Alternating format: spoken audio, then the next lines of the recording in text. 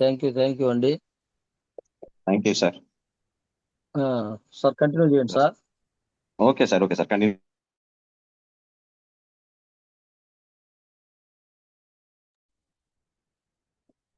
Thank you leaders. Good morning all.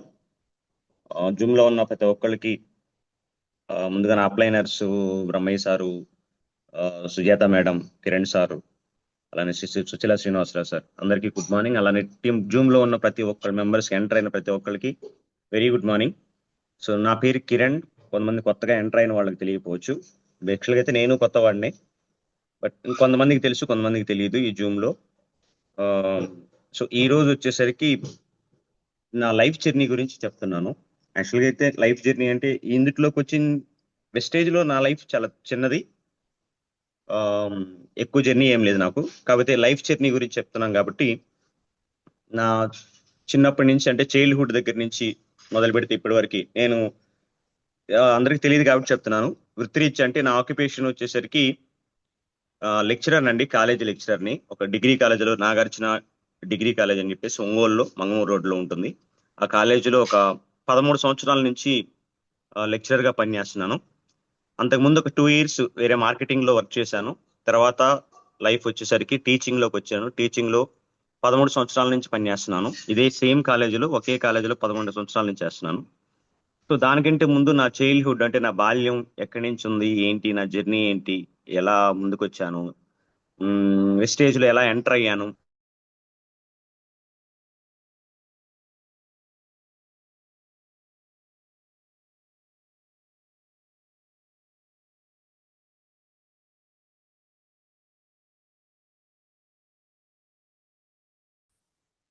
Srinu sir,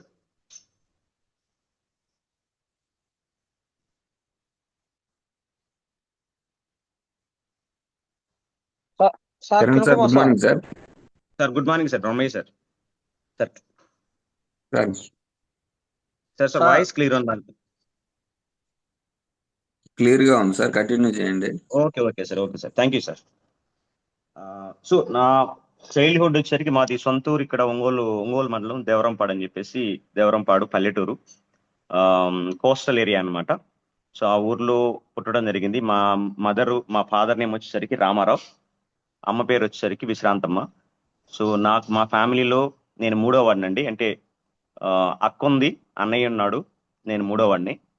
so మూడో వాడిగా పుట్టడం అంటే చిన్నప్పటి నుంచి బేసిక్గా నాకు 10 ఏళ్ళ వయసు వచ్చేంత వరకు 5 సంవత్సరాల నుంచి స్కూల్కి వెళ్ళాను. దగ్గరలో ఊర్లోనే స్కూల్కి వెళ్ళాను, అక్కడే పెరిగాను. మామయ్య స్కూల్ ఉండేది మెయిన్. నా లైఫ్ లో ఒక పార్ట్ ఎవరైనా ఉన్నారంటే, అంటే గుర్తుండిపోయే వ్యక్తి ఎవరైనా ఉన్నారంటే మా మామయ్య మేనమామ, అమ్మ వాళ్ళ తమ్ముడు. ఆయన కూడా వృత్తిరీత్యా టీచరేనండి. ఫస్ట్ ప్రైవేట్ టీచరు, తర్వాత గవర్నమెంట్ టీచరు. సో ఆయన లైఫ్ లో గుర్తుండిపోయే ఒక వ్యక్తి నా లైఫ్ లో.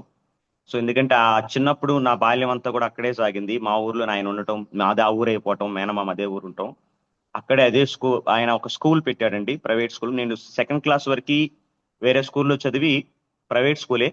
అక్కడి నుంచి మామయ్య దగ్గరే చదివాను నేను. 7th క్లాస్ వరకు మామయ్య దగ్గరే. బట్ ఆ 5 years మామయ్య దగ్గర 5 years ఎలాంటివి అంటే, నేను ఇంట్లో మూడో వాడిని, అంటే చిన్నవాడిని కాబట్టి ఎక్కువ అటాచ్మెంట్ అమ్మతో ఉండేది. మా అమ్మ దగ్గరే ఉండేవాడిని. మా అమ్మ దగ్గరే ఎక్కువగా టైం స్పెండ్ అయిపోయేది. ఎక్కువ ఉండేవాళ్ళు, ఫ్రెండ్స్ ఉండేవాళ్ళు, తిరిగేవాడిని. బట్ ఎక్కువ టైం అనేది అమ్మ దగ్గర ఉండేవాడిని. 2 వ్యక్తులంటే భయం అండి నాకు. ఒకళ్ళు మామయ్య, 2 మా నాన్న. వీళ్ళిద్దరితోటి మాట్లాడటం అనేది చాలా రేర్ కేస్. అంటే ఎక్కువ ఎక్కువ మాట్లాడిన, ఎందుకంటే మా నాన్న ఎప్పుడు ఎక్కువ వచ్చి దగ్గరికి వచ్చి ఆ దగ్గరికి తీసుకొని మాట్లాడి అన్ని విషయాలు అడగటం అనేది ఎప్పుడు జరగలేదండి. ఎందుకంటే చిన్నప్పటి నుంచి ఆయన వర్క్ చేసుకుంటా బిజీగా ఉండేవాడు. జస్ట్ ఏదైనా మాకు ఏదైనా కావాలంటే తీసుకొచ్చి ఇవ్వటమే కానీ మాతో ఎప్పుడు కమ్యూనికేట్ అయింది లేదు. అలానే మావయ్య మాకు టీచర్ కాబట్టి, నాకు ఊహ తెలిసిన దగ్గర నుంచి ఆయన టీచరు. ఆయన దగ్గరికి వెళ్ళాలంటే భయం, ఎందుకంటే ఆయన దగ్గర స్కూల్కి వెళ్తాము, ఎదురుగా టీచర్ కాబట్టి. మావయ్య అనే ఓడి కంటే కూడా టీచర్ అనేది ఎక్కువ గుర్తుండిపోయింది మాకు. భయం అన్నమాట. వాళ్ళ ఇంటి వైపు వెళ్ళాలన్నా, ఆయన మా ఇంటి వైపు వచ్చి మా దగ్గరకు వచ్చినా కూడా మాకు చాలా ఎక్కువ భయం ఉండేది. సో ఆ భయంతోనే చిన్నప్పుడు బాగా ఎక్కువ అక్కడే పెరుగుతూ ఉండేవాళ్ళం. కొంచెం ఏదన్నా నేను ఈజీగా సులభంగా అందరితో కొంచెం మూవ్ అయ్యేదంటే అది మా అమ్మతోనే ఉండేది ఎక్కువగా. సో అన్నయ్య అక్క ఉండేవాళ్ళు కానీ, వాళ్ళతో కొంచెం నాకంటే పెద్దవాళ్ళు కాబట్టి వాళ్ళ ఫ్రెండ్స్ వేరు, వాళ్ళు వేరు, వాళ్ళతో నేను ఎక్కువ ఉండేవాడిని కాదు. ఎక్కువ మా అమ్మతో ఎక్కువ టైం స్పెండ్ చేసేవాడిని. సో అట్లా 10 ఇయర్స్ వరకు, అంటే 10వ సంవత్సరం వచ్చేంత వరకు నాకు ఎక్కువ ఏమి బాధలు ఏమి లేవు, కష్టాలు ఏమి లేవు, చాలా ఈజీగా లైఫ్ అనేది గడిచిపోయింది. సో మీరు అనుకున్నట్టుగా ఇప్పుడు నేను వృత్తిరీత్యా లెక్చరర్ని, అంటే చిన్నప్పటి నుంచి స్కూల్కి వెళ్ళి 10th క్లాస్ పాస్ అయిపోయి, ఇంటర్మీడియట్ పాస్ అయిపోయి, డిగ్రీ చదువుకొని, తర్వాత ఎంబీఏ చేసుకొని, తర్వాత జాబ్ తెచ్చుకొని, మ్యారేజ్ చేసుకొని, పిల్లలు, ఇవన్నీ మామూలు వరుసగా ఇట్లా చెప్పుకుంటే చాలా ఈజీనే. బట్ నా లైఫ్ అలా అవ్వలేదండి. అంత ఈజీగా అవ్వలేదు. అంటే స్కూల్ లైఫ్ కానీ, లేదంటే కాలేజీ లైఫ్ కానీ, లేదంటే మ్యారేజ్ లైఫ్ కావచ్చు, అంత ఈజీగా అవ్వలేదు. చాలా టర్నింగ్ పాయింట్స్ ఉన్నాయి. నాకు వయసు 25 వచ్చేంత వరకు ఒక జీవితం అయితే, 25 వచ్చిన తర్వాత నా లైఫ్ ఇంకొక రకంగా ఉంటుంది. అది నేను మీతో షేర్ చేసుకుంటాను. సో నేను చిన్నప్పుడు చెప్పాను కదండి, 10 ఇయర్స్ అప్పటి వరకు నాకేం తెలియదు. స్కూల్కి వెళ్తున్నాను, వస్తున్నాను. ఆ తర్వాత 11th ఇయర్ నుంచి లైఫ్ జర్నీ అనేది మారిపోయింది 11వ సంవత్సరం దగ్గర నుంచి. అది ఎలా అంటే, అమ్మ వాళ్ళు సడన్ గా మా అక్కకి మ్యారేజ్ చేసి, అంటే సడన్ గా ఏం చేయలేదు, మ్యారేజ్ చేసిన తర్వాత అప్పటికప్పుడు కొన్ని రోజుల తర్వాత వేరే ఊరు వెళ్ళిపోయారు. పని చేసుకోవడానికి అమ్మ నాన్న ఇద్దరు వేరే ఊరు వెళ్ళిపోయారు. అక్కడికి వెళ్ళిపోవడం వల్ల నన్ను అక్కడే వదిలేశారు. మా అక్కకి మ్యారేజ్ చేశారు అదే ఊర్లో. నన్ను మా మామయ్య వాళ్ళు, అదే టీచర్ అని చెప్పాను కదా, మేనమామ, వాళ్ళ ఇంట్లో వదిలేసి అక్కడే స్కూల్కి వెళ్తున్నాను కాబట్టి అక్కడ వదిలేసి వెళ్ళారు. మా అన్నయ్యని తీసుకుని వెళ్ళిపోయారు. సో నేను ఫస్ట్ టైం మా మదర్ లేకుండా నేను గడపాల్సిన అవసరం వచ్చింది. ఆ టైంలో స్కూల్కి వెళ్ళేవాడిని, వాళ్ళ దగ్గరే ఉండి స్కూల్కి వెళ్ళటము, స్కూల్ నుంచి రావటము, వాళ్ళ ఇంట్లో ఏదైనా వర్క్ ఉంటే చేయటం, మామయ్య వాళ్ళ ఇంట్లో వర్క్ ఉంటే చేయటము. అక్క ఉండేది కానీ అక్క దగ్గరికి ఎక్కువ వెళ్ళేవాడిని కాదు, ఎందుకంటే వాళ్ళ ఫ్యామిలీ వేరు కాబట్టి వెళ్ళేవాడిని కాదు. మామయ్య వాళ్ళ ఇంట్లో ఎక్కువ టైం స్పెండ్ చేసేవాడిని. అసలే భయం, మామయ్య అంటే భయం, బట్ వాళ్ళ ఇంట్లో ఉండాల్సిన అవసరం వచ్చింది. సో అక్కడ ఆ భయంతోనే స్కూల్కి వెళ్ళటము, రావటము, వాళ్ళ ఇంట్లో చెప్పిన పని చేయటము, అలా అలా ఒక 1 ఇయర్ అట్లా గడుస్తున్న టైంలో, అప్పటి వరకు మా మదర్తో ఉన్నాను కాబట్టి కొంచెం అమ్మ వాళ్ళు లేరనే దిగులు అనేది ఒకటి ఉండేది, అమ్మ దగ్గర లేదని. సో దాన్ని బేస్ చేసుకుని ఒకసారి నాకు నా లైఫ్ జర్నీ, అంటే మొత్తం మధ్యలో కొన్ని ఉంటాయండి, వినండి జాగ్రత్తగా. సో నా కరెక్ట్గా 11 ఇయర్స్ వచ్చినప్పుడు ఏం జరిగిందంటే, నా లైఫ్లో ఫస్ట్ ఇన్సిడెంట్ ఒకటి. అమ్మ వాళ్ళు లేరు కాబట్టి నేను ఉండలేకపోయాను ఇక్కడ. ఎక్కువ ఉండలేక, నాకు ఏదైనా చిన్న కష్టం వచ్చినా ఎవరికైనా చెప్పుకోలేక, ఎవరికి చెప్పాలో తెలియదు, ఎవరు వినేవాళ్ళు కాదు, మా మామయ్య అంటే భయము, ఇంకెవరు చెప్పుకోవడానికి నాకు లేక, అప్పుడు నేను ఫస్ట్ టైం ఇలానే ఎర్లీ మార్నింగ్ మనం జూమ్ వింటున్నాము 5:30కి లేచి, ఇదే టైంలో నేను నిద్ర మంచం నుంచి ఎవరికి చెప్పా పెట్టకుండా నడుచుకుంటూ వెళ్ళిపోయాను. నాకు 11 ఏళ్ళప్పుడు మా ఊరు నుంచి నడుచుకుంటూ అక్కడే మన సుజాత మేడం వాళ్ళ ఊరు కరవదని ఉంటుంది, అక్కడ వరకు వచ్చింది తెలియకుండా. నాకు ఆ ఊర్లో కూడా ఏం తెలియదు అప్పటికి. అక్కడ వరకు వస్తే అంటే నాకు మా అమ్మ దగ్గరికి వెళ్ళాలి, కాకపోతే బస్సు అప్పుడు లేదు, ఆ టైం కాదు, బస్సు ఎక్కేది నాకు తెలియదు, నా దగ్గర డబ్బులు లేవు. నడుచుకుంటూ వెళ్తే మధ్యలో కొంతమంది ఇటుకరాయి బట్టి పని చేసుకునే వాళ్ళు ఆపేశారు నన్ను. వాళ్ళు ఆపేసి ఊరయ్యి అడిగితే, మళ్ళీ ఊరయ్యి చెబితే మళ్ళీ తీసుకెళ్ళి వాళ్ళు వెనక వదిలి పెడతారని చెప్పేసి నేను ఊరు కానీ నా పేరు కానీ ఎవరికి చెప్పలా. బట్ అక్కడ వాళ్ళు ఆపేసి, ఈ అబ్బాయి ఎవరో ఇంటి దగ్గర నుంచి చెప్పడం వచ్చారని చెప్పేసి నన్ను అక్కడ ఆపేసి, నేనెవరో చెప్పట్లేదు కాబట్టి వాళ్ళు 1.5 day 2 days అక్కడే ఉంచుకున్నారు వాళ్ళు. సరే ఎవరైనా వస్తారులే, వచ్చి అడుగుతారులే, పంపిద్దామని. సో వాళ్ళు అనుకున్నట్టే జరిగింది. రెండో రోజు మా బావ ఒక సైకిల్ వేసుకొని వెతుక్కుంటా వస్తే ఆయన చూసి గుర్తుపెట్టారు, నేను అతనికి సంబంధించిన వ్యక్తి అని. ఎలా అంటే, నేను వేసుకున్న షర్టు ఆయన వేసుకున్న షర్టు ఒకటే. సో ఇదే 2 షర్ట్లు ఒకటే రకం ఉండే కాబట్టి ఖచ్చితంగా వీళ్ళోళ్ళు అని చెప్పేసి ఆయన ఆపి మరీ అడిగి నన్ను ఆయనకు అప్పచెప్పేశారు. సో ఈ 2 రోజుల్లో మా ఇంట్లో వాళ్ళు ఫస్ట్ టైం నేను ఇంట్లో నుంచి కనపడలేదు కాబట్టి, నేను కనపడలేదు అన్న విషయం మా నాన్న వాళ్ళకి తెలియటం, వాళ్ళు రావటం, వెతకటం అన్ని జరిగిపోయినాయి. సో ఫస్ట్ టైం నేను ఆ 2 రోజులు కనపడకుండా మళ్ళీ ఇంటికి తీసుకెళ్తే భయం నాకు. మా నాన్న ఏమంటాడో, మామయ్య ఏమంటాడో. మా అమ్మ అంటే భయం లేదు, ఎందుకంటే మా అమ్మ ఎప్పుడు కొట్టలేదు నన్ను. బట్ వీళ్ళిద్దరిలో ఎవరో అయినా కొట్టొచ్చు నన్ను, మామయ్య కానీ నాన్న కానీ ఎవరైనా నన్ను అలా వెళ్ళినందుకు నన్ను కొట్టడానికి ఛాన్సెస్ ఎక్కువ ఉన్నాయి. చాలా భయపడుతూ వెళ్తే సరే ఎవరేం అనలేదు, అయిపోయింది. అయినా మా అమ్మ వాళ్ళు నన్ను తీసుకెళ్ళా. నా కోరిక వాళ్ళని మా అమ్మ దగ్గరికి వెళ్ళిపోవాలని, బట్ వాళ్ళు నన్ను తీసుకెళ్ళా, మళ్ళీ వదిలేసి వెళ్ళిపోయారు అక్కడ. సరే 1 సంవత్సరం గడిచిపోయింది. నెక్స్ట్ ఇయర్ మళ్ళీ నేను అక్కడే చదవాలి, అంటే 7th క్లాస్కి వచ్చాను నేను అప్పుడు. 7th క్లాస్లో మళ్ళీ ఒక్కసారి హాలిడేస్, నాకు ఇష్టం లేదు అక్కడ ఉండటం, బట్ తప్పలేదు. మళ్ళీ హాలిడేస్ మా అమ్మ వాళ్ళ దగ్గరికి వెళ్ళి ఒక 1 వీక్ ఉండి, నేను మళ్ళీ 1 వీక్ అమ్మ వాళ్ళ దగ్గర చాలా సంతోషంగా ఉన్నాను. మళ్ళీ తిరిగి స్కూల్ దగ్గరికి మా ఊరు రావాల్సి వచ్చింది. బట్ రావటం నాకు అసలు ఇష్టం లేదు కాబట్టి నన్ను ఒక ఊర్లో బస్సు ఎక్కిచ్చారు. ఒంగోలు నుంచి మన ఊరు బస్సు ఎక్కి వెళ్ళిపో అని చెప్పేసి. నేను వచ్చాను, బట్ మా ఊరు బస్సు ఎక్కల. ఒంగోలులో అటు ఇటు తిరిగేసి నాకు వెళ్ళటం ఇష్టం లేదు. మా ఊరు వెళ్ళి అక్కడ మా మామయ్య వాళ్ళ దగ్గర అక్కడికి వెళ్ళటం అనేది నాకు ఇష్టం లేక అసలు మా అమ్మోడి దగ్గర నుంచి వచ్చాను కాబట్టి మధ్యలో ఆగిపోయాను. అటు ఇటు ఇటు తిరిగి సేమ్ మళ్ళీ 2 రోజులు 3 రోజులు 4 రోజులు అక్కడ ఒంగోలుని అన్నం లేకుండా కొన్ని చోట్ల కూర్చొని అక్కడ కూర్చొని ఇక్కడ కూర్చొని ఉంటే మళ్ళీ ఒక హోటల్ ఆయన నన్ను తీసుకెళ్లి ఆ హోటల్లో పెట్టాడు. ఆయనకి నేనేం చెప్పలే డీటెయిల్స్. సో ఎందుకో తెలియదు, నా మైండ్ సెట్ మా అమ్మ దగ్గర ఉండాలని, బట్ ఉండే కొద్ది నా మైండ్ సెట్ మారిపోతూ నాకు ఇంటి దగ్గర ఉండాలని, అక్కడ ఉండాలని అన్ని కోరిక తగ్గిపోయింది. ఎందుకు ఒంటరిగా ఉండటం అనేది కొంచెం అలవాటు అయిపోయింది. అట్లా హోటల్లో ఒక 4-5 రోజులు ఉన్న తర్వాత మళ్ళీ మా వాళ్ళు ఎవరో ఒకళ్ళు తెలిసిన వాళ్ళు చూసి ఈ అబ్బాయి ఇక్కడ ఎందుకు ఉన్నాడని చెప్పేసి మా వాళ్ళకి తెలిసిన వాళ్ళకి చెప్పి మళ్ళీ మా వాళ్ళు రావడం, నన్ను తీసుకెళ్ళడం జరిగింది. మళ్ళీ 4-5 రోజులు మా వాళ్ళు వెతికారు, బాగా వెతికారు, ఒంగోలు వెతికారు, అటు ఇటు ఊర్లన్నీ వెతికారు, అలిసిపోయారు. చివరికి నేనే వెళ్ళా మళ్ళీ ఇంటికి. సరే తీసుకెళ్లారు వాళ్ళు నన్ను. అట్లా ఇలా మళ్ళీ ఆ 7th క్లాస్ అయిపోయిన తర్వాత హ్యాపీగా 8th క్లాస్ మా అమ్మ దగ్గరికి వెళ్ళిపోయా. సో మా అమ్మ దగ్గర ఉండి 8th క్లాస్ చాలా హ్యాపీగా చదువుకున్నాను. 10th క్లాస్ మా నాన్న నన్ను 9th క్లాస్ ఆపేసి 8th క్లాస్ బాగానే చదువుతున్నాడు అని చెప్పేసి 9th క్లాస్ ఆపేసి 10th క్లాస్కి జాయిన్ చేశాడు ఒంగోలులోనే. సో 10th క్లాస్ ప్రైవేట్ స్కూల్లో కొంచెం 9th చదవలేదు కాబట్టి 10th చాలా కష్టపడి చదవాల్సి వచ్చింది. బట్ అయినా పాస్ అయ్యాను, ఫస్ట్ క్లాస్లో పాస్ అయ్యాను. మళ్ళీ ఇంటర్మీడియట్ గుర్తుపెట్టుకోండి, ఇప్పటికి నేను 2 times వెళ్ళిపోయాను ఇంట్లో నుంచి. ఇప్పుడు 10th క్లాస్ కూడా అయిపోయింది. మా అమ్మ వాళ్ళ దగ్గరికి ఇప్పుడు కూడా మా అమ్మ వాళ్ళ దగ్గరే ఇంటర్మీడియట్ చదవాలి. మీ అందరికీ తెలిసి ఇంటర్మీడియట్ నేను Singarayakonda government college government junior college ఉండే సింగరాయకొండలో, అక్కడ నానండి. మా అమ్మ వాళ్ళు కూడా అక్కడే ఉండేవాళ్ళు. ఎక్కడంటే మన సుబ్బరామరెడ్డి వాళ్ళది లిక్కర్ ఫ్యాక్టరీ ఉండేది. ఆ లిక్కర్ ఫ్యాక్టరీలో వర్క్ చేసుకుంటే ఇద్దరు మా ఫ్యామిలీ అక్కడే ఉన్నాము. మా అన్నయ్య వచ్చేసరికి ఒంగోలులో ఇంటర్ చదవడానికి వెళ్ళేవాడు. నేను సింగరాయకొండలోనే గవర్నమెంట్ కాలేజీలో ఇంటర్ చదువుతున్నాను. ఆ టైంలో మళ్ళీ ఒకసారి ఇప్పుడు ఎందుకో తెలియదు, మొత్తానికి ఇంట్లో నేను మా నాన్నంటే భయము, ఎక్కువ ఉండాలనిపించేది కాదు, ఒంటరిగా ఉండేవాడిని. తెలియదు. మళ్ళీ ఆ 10th క్లాస్ అయిపోయిన తర్వాత హాలిడేస్లో ఇంటర్ జాయిన్ అవ్వాలి నేను. బట్ ఆ టైంలో మళ్ళీ నేను భయం అండి, ఏదైనా నేను తప్పు చేస్తే మా అమ్మ వాళ్ళకి తెలిసిపోయిద్దామని చెప్పేసి ఎక్కువ భయపడేవాడిని. ఎక్కువ భయం ఉండేది. ఏదైనా చిన్న చిన్న విషయాలకి చిన్నప్పటి నుంచి ప్రతి దానికి భయపడేవాడిని. చెప్పడానికి మా అమ్మకి చెప్పడానికైనా మా నాన్నకి చెప్పడానికైనా ఎక్కువ భయం వేసేది. చిన్న తప్పు చేసి ఆ టైంలో మా అమ్మ పర్సులో ఒక 10 రూపీస్ ఉంటాయి తీసుకొని సినిమాకి వెళ్ళాను.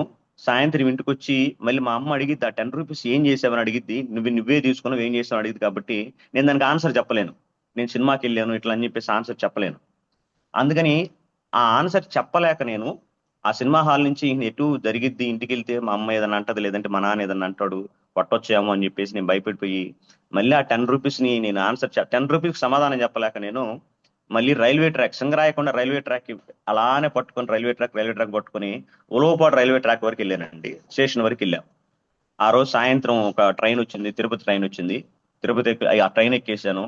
అలా నైట్ జర్నీ చేసుకుంటూ తిరుపతి వెళ్ళిపోయాను. తిరుపతిలో 1 week ఉన్నానండి. ఎక్కడున్నాను ఏంటి పక్కన పెడితే అక్కడ పని చేసాను, ఇక్కడ పని చేశాను, ఆకలి అవుతుంది, కొన్ని రోజులు భరించాను. ఎందుకో తెలియదు వెళ్ళాను. మళ్ళీ 1 week తర్వాత వెళ్ళి నేనే వస్తుంటానండి ప్రతిసారి. ఎవరు రారు. నాకు అనిపించింది కొన్నిసార్లు వాళ్ళకి దొరుకుతాను, కొన్నిసార్లు నేనే వచ్చేవాడిని. సో ఇది 3rd time వెళ్ళాను. తిరుపతిలో ఒక 1 week ఉన్నాను. మళ్ళీ ఎందుకో మా అమ్మ గుర్తొచ్చింది, మళ్ళీ వచ్చేసా. కానీ ఆకలికి ఉండేవాడిని. ఆకలిని ఎవరి దగ్గర చేయి చాపటం కానీ అట్లా ఉండేవాడు కాదు. ఆకలికి భరించేవాడిని, తెలియదు. మళ్ళీ వచ్చేసాను 1 week తర్వాత. ఈలోపు 1 week లో మా ఇంట్లో వెతకాల్సిందంతా వెతికేశారు. మా అమ్మ ఏడవలసినంత ఏడ్ చేసింది. అంతా అయిపోయింది. సో మళ్ళీ వచ్చాను. ఈ లోపు ఇంటర్ జాయిన్ అయిపోయాను. ఇంటర్ జాయిన్ అయిన తర్వాత ఇంటర్లో 2 years చదివానండి. ఆ 2 years ఎటు పోలేదు. ఇంటర్ పూర్తిగా చదివేసి ఇంటర్ 2nd year లో అయిపోయిన తర్వాత ఇంకొక ఇన్సిడెంట్ జరిగిందండి. ఈ ఇన్సిడెంట్ ఏంటంటే, ఇంటర్ 2nd year రిజల్ట్స్ వచ్చినాయి. సేమ్ ఇప్పుడు ఈ మధ్య 2 రోజుల క్రితం మన వాళ్ళకి ఇంటర్ రిజల్ట్స్ వచ్చినాయి.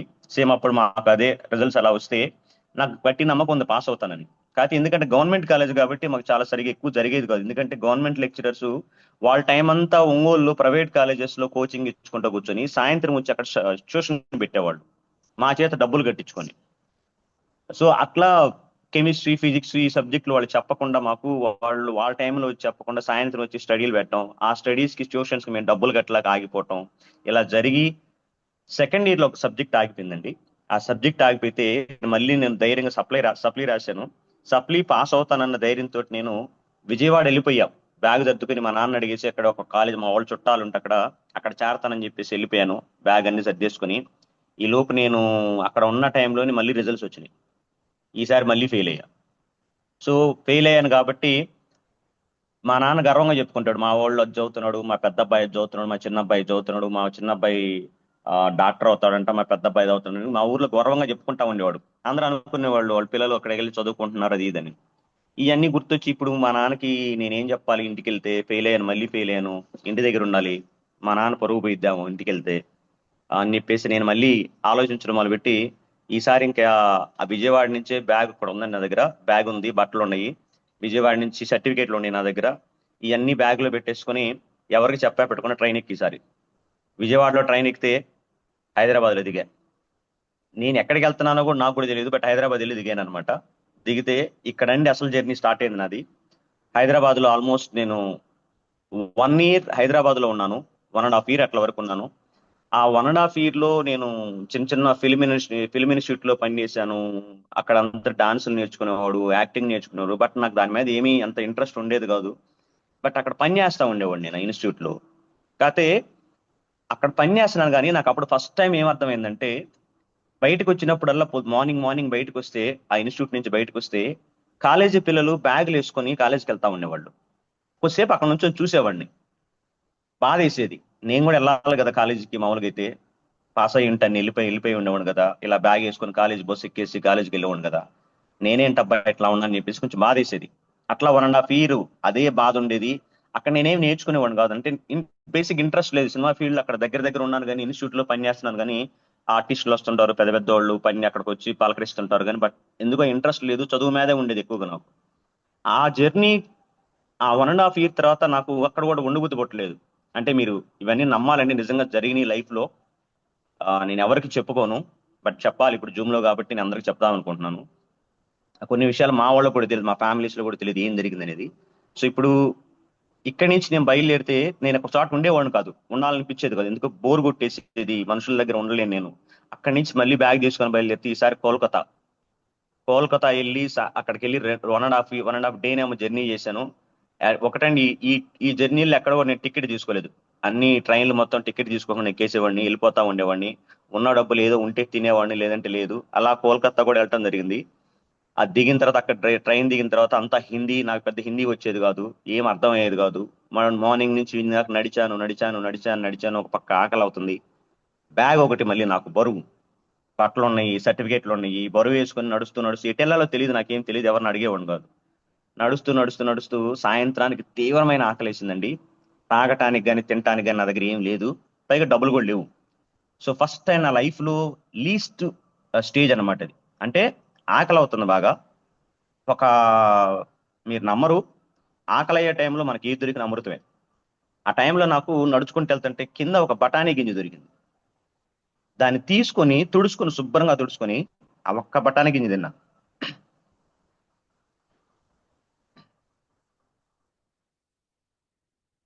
ఆ టైంలో నాకు ఆ బఠానీ గింజ కూడా చాలా అమృతంలాగా అనిపించిందండి.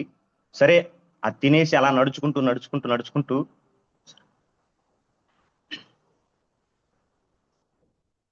సారీ అండి, మధ్య మధ్యలో కాస్త ఎమోషన్ అవ్వాల్సి వస్తుంది.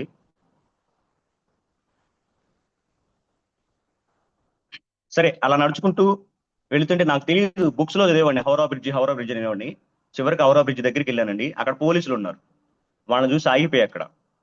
సరే, ఇంకెక్కడికి ముందుకు వెళ్ళలేక చీకటి పడిపోయింది. అక్కడ ఒక ఫుట్పాత్ మీద పడుకున్నా. అక్కడ చాలా మంది పడుకుంటున్నారు, సాయంత్రం 7:30 8 అయింది, చాలా మంది పడుకుంటున్నారు. ఓకే, ఇక్కడ పడుకోవచ్చని నేను ఆ బ్యాగ్ తల కింద పెట్టుకొని పడుకున్నా.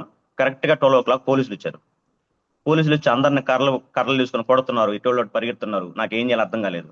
బట్ నేను లేచి కూర్చున్నాను, వాళ్ళు నన్ను ఏం అనలేదు. నా బ్యాగులు అన్ని చూసి అనుమానం వచ్చి నా మీద బ్యాగ్ అంతా చూసి సర్టిఫికేట్లు చూసి ఓకే, ఈ అబ్బాయి స్టూడెంట్ అని చెప్పేసి అప్పుడు నన్ను నమ్మి అక్కడ ఒక అతనికి అప్పచెప్పాడు. అతను తెలుగు అతనే. అతన్ని పిలిపించి అతను అర్థం చెప్పేసి, ఈ అబ్బాయిని పొద్దున్నే అందులో తెలుగు వచ్చిన పోలీసు ఉన్నాడు, నువ్వు ఇక్కడ ఉండొద్దు, ఇక్కడ దొంగతనాలు జరుగుతాయి, కొడతారు, ఉండొద్దు, తెల్లారు మార్నింగ్ లేసి వెళ్ళిపో అని చెప్పేసి నాకు చెప్పేసి ఒక అతనికి అప్పచెప్పేసి వెళ్ళిపోయాడు.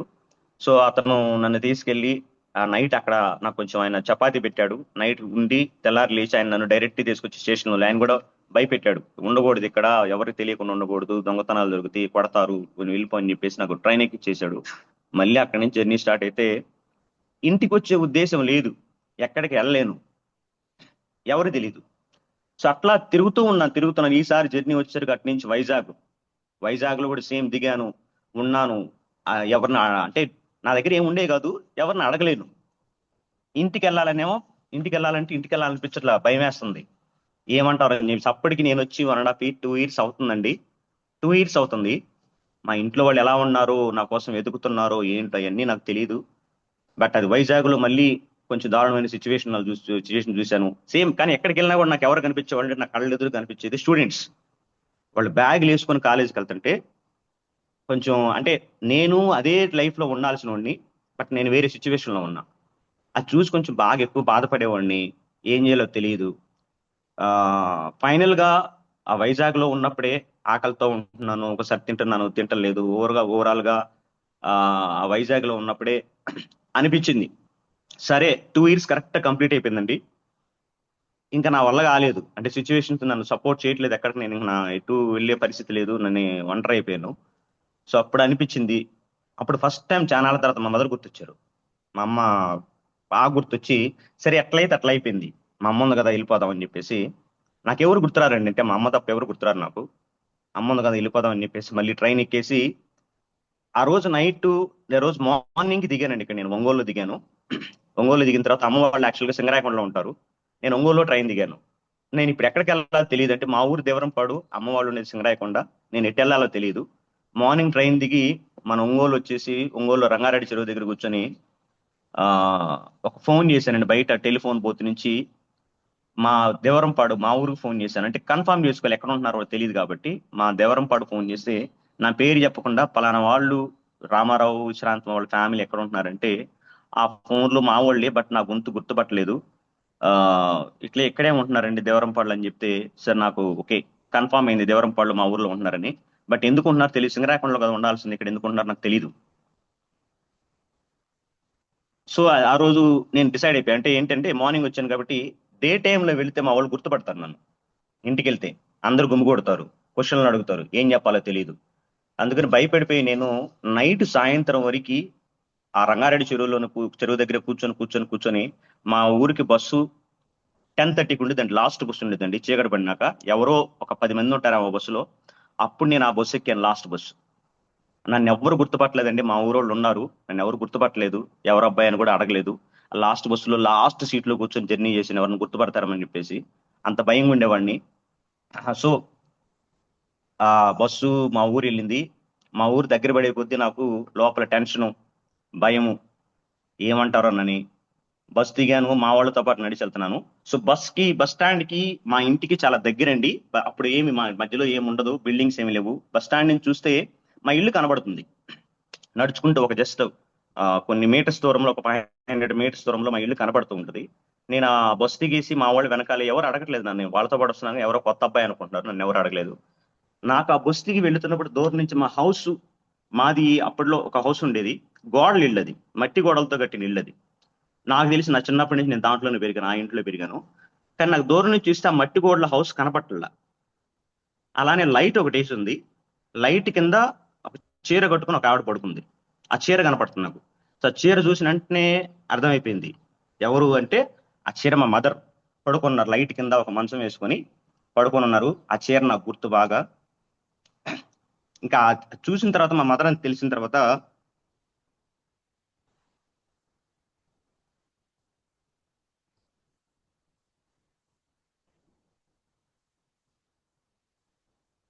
సారీ అండి, మా మదర్ అని తెలిసిన తర్వాత నా అడుగులు నేను స్పీడ్ వేయలేకపోతున్నాను.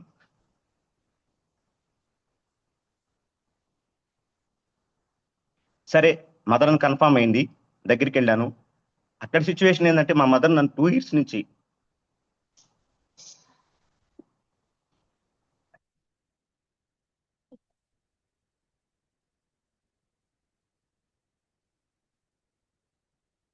రెండేళ్ల నుంచి మా మదర్ నా కోసం చూస్తుందండి. సో నిద్రపోతున్న ఆవిడని నేను వెళ్ళి ఫస్ట్ టైం అక్కడికి వెళ్ళి ఎదురుకెళ్ళి నిద్ర లేపాను. ఆమె లేవలేదు, 2 పిలుపులు లేవలేదు. 3వ పిలుపుకి మా అని లేపితే మా అమ్మ ఉలిక్కి పడేసి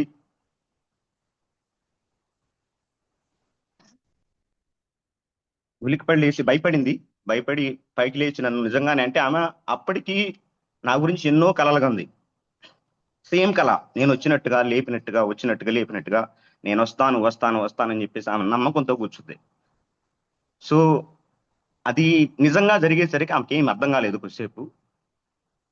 సరే తర్వాత అర్థం చేసుకొని నన్ను కూర్చోబెట్టుకుని పక్కన ఎక్కడికి వెళ్ళేవి ఏంటి అని మాట్లాడుతుంది. ఆల్మోస్ట్ ఒక 10 నిమిషాల్లో నా చుట్టూ ఒక 100 మంది చేరారు, మా ఊరు మొత్తం. సో వాళ్ళందరూ క్వశ్చన్లు అడుగుతున్నారు. మా అమ్మ నా పక్కనే కూర్చుంది. సరే కొద్దిసేపు తర్వాత వాళ్ళ మొత్తాన్ని పంపించేశారు. ఒక 2 ఇయర్స్ తర్వాత నాకు ఫస్ట్ టైం మా అమ్మ పెట్టిన భోజనం ఏంటంటే మజ్జిగ వేసి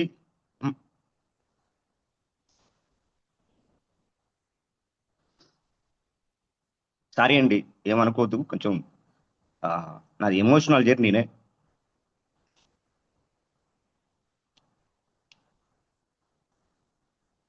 మజ్జిగ పోసి ఒక మామిడికాయ బత్తిచ్చి పెట్టిందండి. నాకు అది ఆ అన్నం అనేది ఇప్పటికీ నేను మర్చిపోను.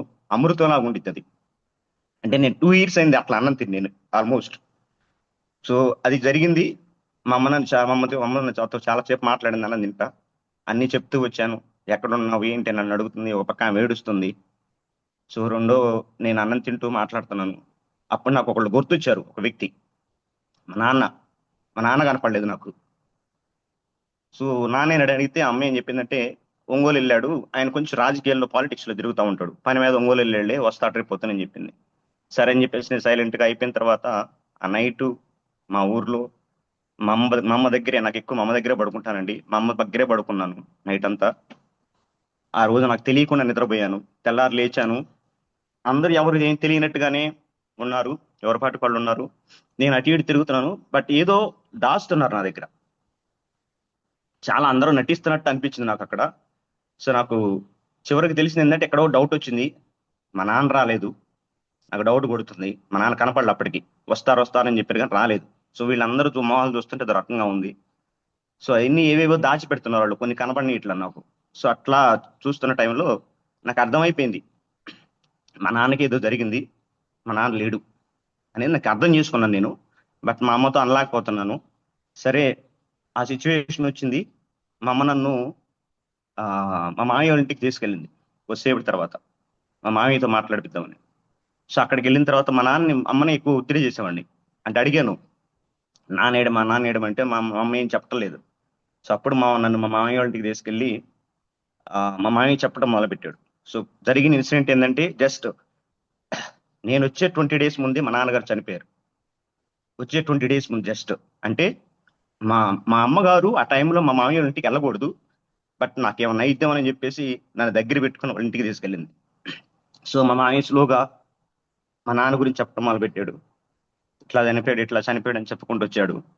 సో అక్కడి నుంచి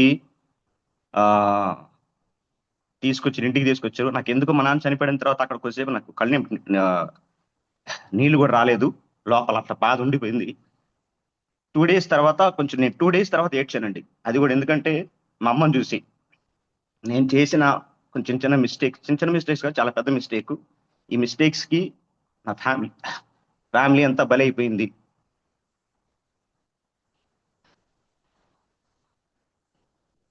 సో నా వల్ల కొన్ని జరిగినాయి అని చెప్పేసి కొంచెం 2 రోజుల తర్వాత ఏడుపు వచ్చింది. సరే ఎట్లయితే అట్లయింది. కానీ సర్ప్రైజింగ్ థింగ్ ఏంటంటే అప్పటి వరకు 2 ఏళ్ళు మా అమ్మ చాలా ఏడ్చింది, కేవలం నా కోసం ఏడ్చింది. రోజు మా నాన్న ఇంటికి వెళ్తే మా అమ్మ అడిగే ఫస్ట్ క్వశ్చన్, చిన్నోడు దొరికాడా, చిన్నోడు గురించి ఏమైనా తెలిసిందా. ఈ క్వశ్చన్లు అడిగి అడిగి అడిగి ఆయన ఎక్కువ విసిగించేదంట మా నాన్నని బాగా. మా నాన్న సమాధానం చెప్పలేకపోయేవాడు మా అమ్మకి. కానీ నేను వెళ్ళిన తర్వాత మా నాన్న చనిపోయి 20 days అప్పటికి మా అక్కకి పెళ్ళయింది, ఆ అమ్మాయికి పిల్లలు లేరు, మా అన్నయ్య ఎక్కడో చదువుతున్నాడు, డబ్బులు పంపించిన డబ్బులు లేవు, నేను రాలేదు. మేము ముగ్గురు 3 situations లో ఉన్నాం. మా నాన్న లేడు. బాధను దిగమెందుకొని ఉంది, బట్ ఏదో ఆశ అట్లా ఉందన్నమాట. నేను రావటం ఆమెకి ఎట్లా అంటే చాలా బలం వచ్చేసింది, కొండంత బలం వచ్చేసింది. నన్ను చూసి ఇంకా ఆమె అసలు ఆగట్లేదు, అన్ని పనులు కరెక్ట్ గా చేసుకుంటుంది, స్పీడ్ గా ఉంది. నాకు ఆశ్చర్యంగా ఉందన్నమాట ఆమెను చూస్తే. తర్వాత చెప్పింది, నాకు ఏందమ్మా నాన్న చనిపోయి 20 days కదా, నీకేం అనిపించట్లేదా అని అంటే, నాకేం బాధలేదు చిన్నోడా, నువ్వు వచ్చేసావు కదా, నాన్న గురించి నాకేం బాధలేదులే, నువ్వు వచ్చావు చాలు, నువ్వు వస్తావని ఎవరు నమ్మలేదు, నేను ఒక్కదాన్ని నమ్మాను, నాకు ఇంకేం అవసరం లేదు, నువ్వు వచ్చావు కదా, నేనున్నా, నీకెందుకు, ఏమైనా నాకు చెప్పు, నేనున్నా, నాకు చెప్పకుండా నేను చేయి, మాకు ఏమైనా సరే నాకు చెప్పు అని చెప్పేసి ఆమె నాకు బలం ఇచ్చింది ఆమె చాలా. ఆమె చాలా స్ట్రాంగ్ అయిపోయింది, నాకు బలం ఇచ్చింది. బట్ నన్ను ఏమంటుందంటే చదువుకోమంటుంది.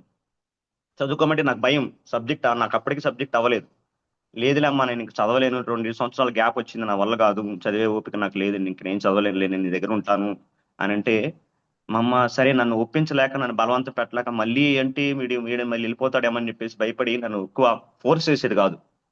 సరే అప్పుడు ఆ టైంలో నేను మా మదర్కి ఒక సర్జరీ జరిగింది, కడుపులో అదో గర్భసంచిలో గడ్డ ఉంటే దానికి సర్జరీ, గర్భసంచి తీసేశారు, ఆపరేషన్ చేసి. ఆ టైంలో అమ్మ కూడా ఇంట్లో ఉండాల్సి వచ్చింది. సో ఫస్ట్ టైం నా లైఫ్ లో నేను పని చేయడం మొదలు పెట్టానండి. పని ఎక్కడ మొదలు పెట్టినట్లో ఒక ఆ, మా ఊర్లో బ్లీచింగ్ పౌడర్ చల్లాలి, ఆ పనితో మొదలు పెట్టాను నేను.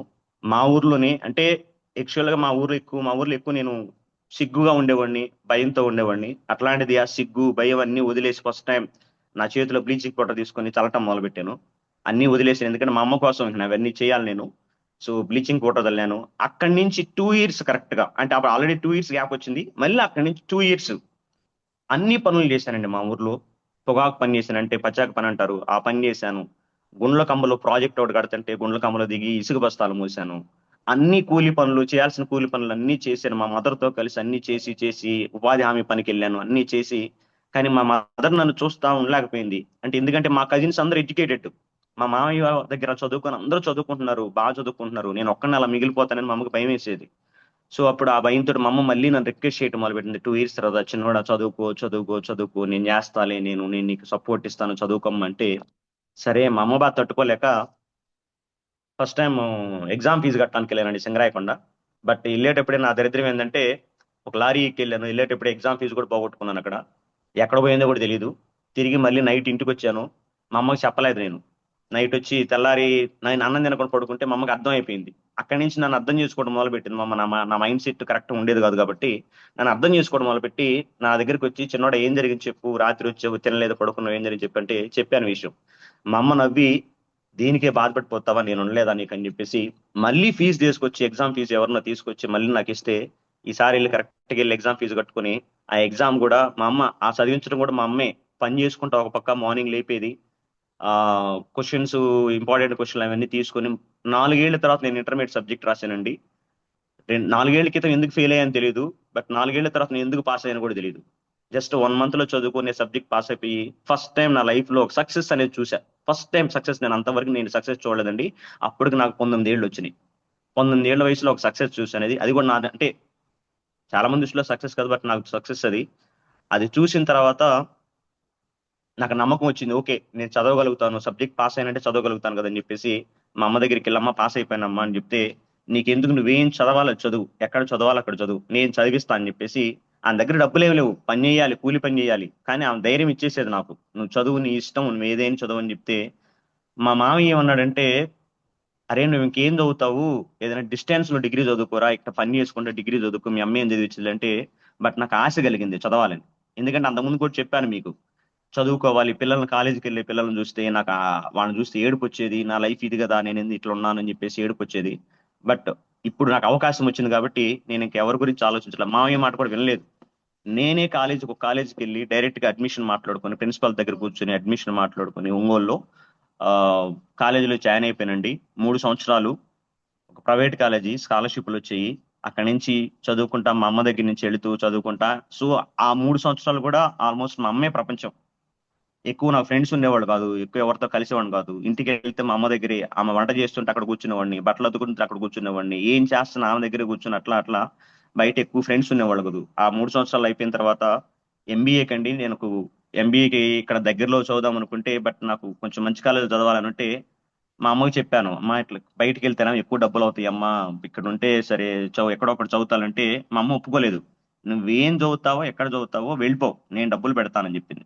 కానీ అప్పటికి నేను ఐసెట్ ఎగ్జామ్ రాశాను, ర్యాంక్ వచ్చింది, నా అదృష్ట స్కాలర్షిప్ వచ్చింది, వైజాగ్ లో ఎంబీఏ చదివానండి.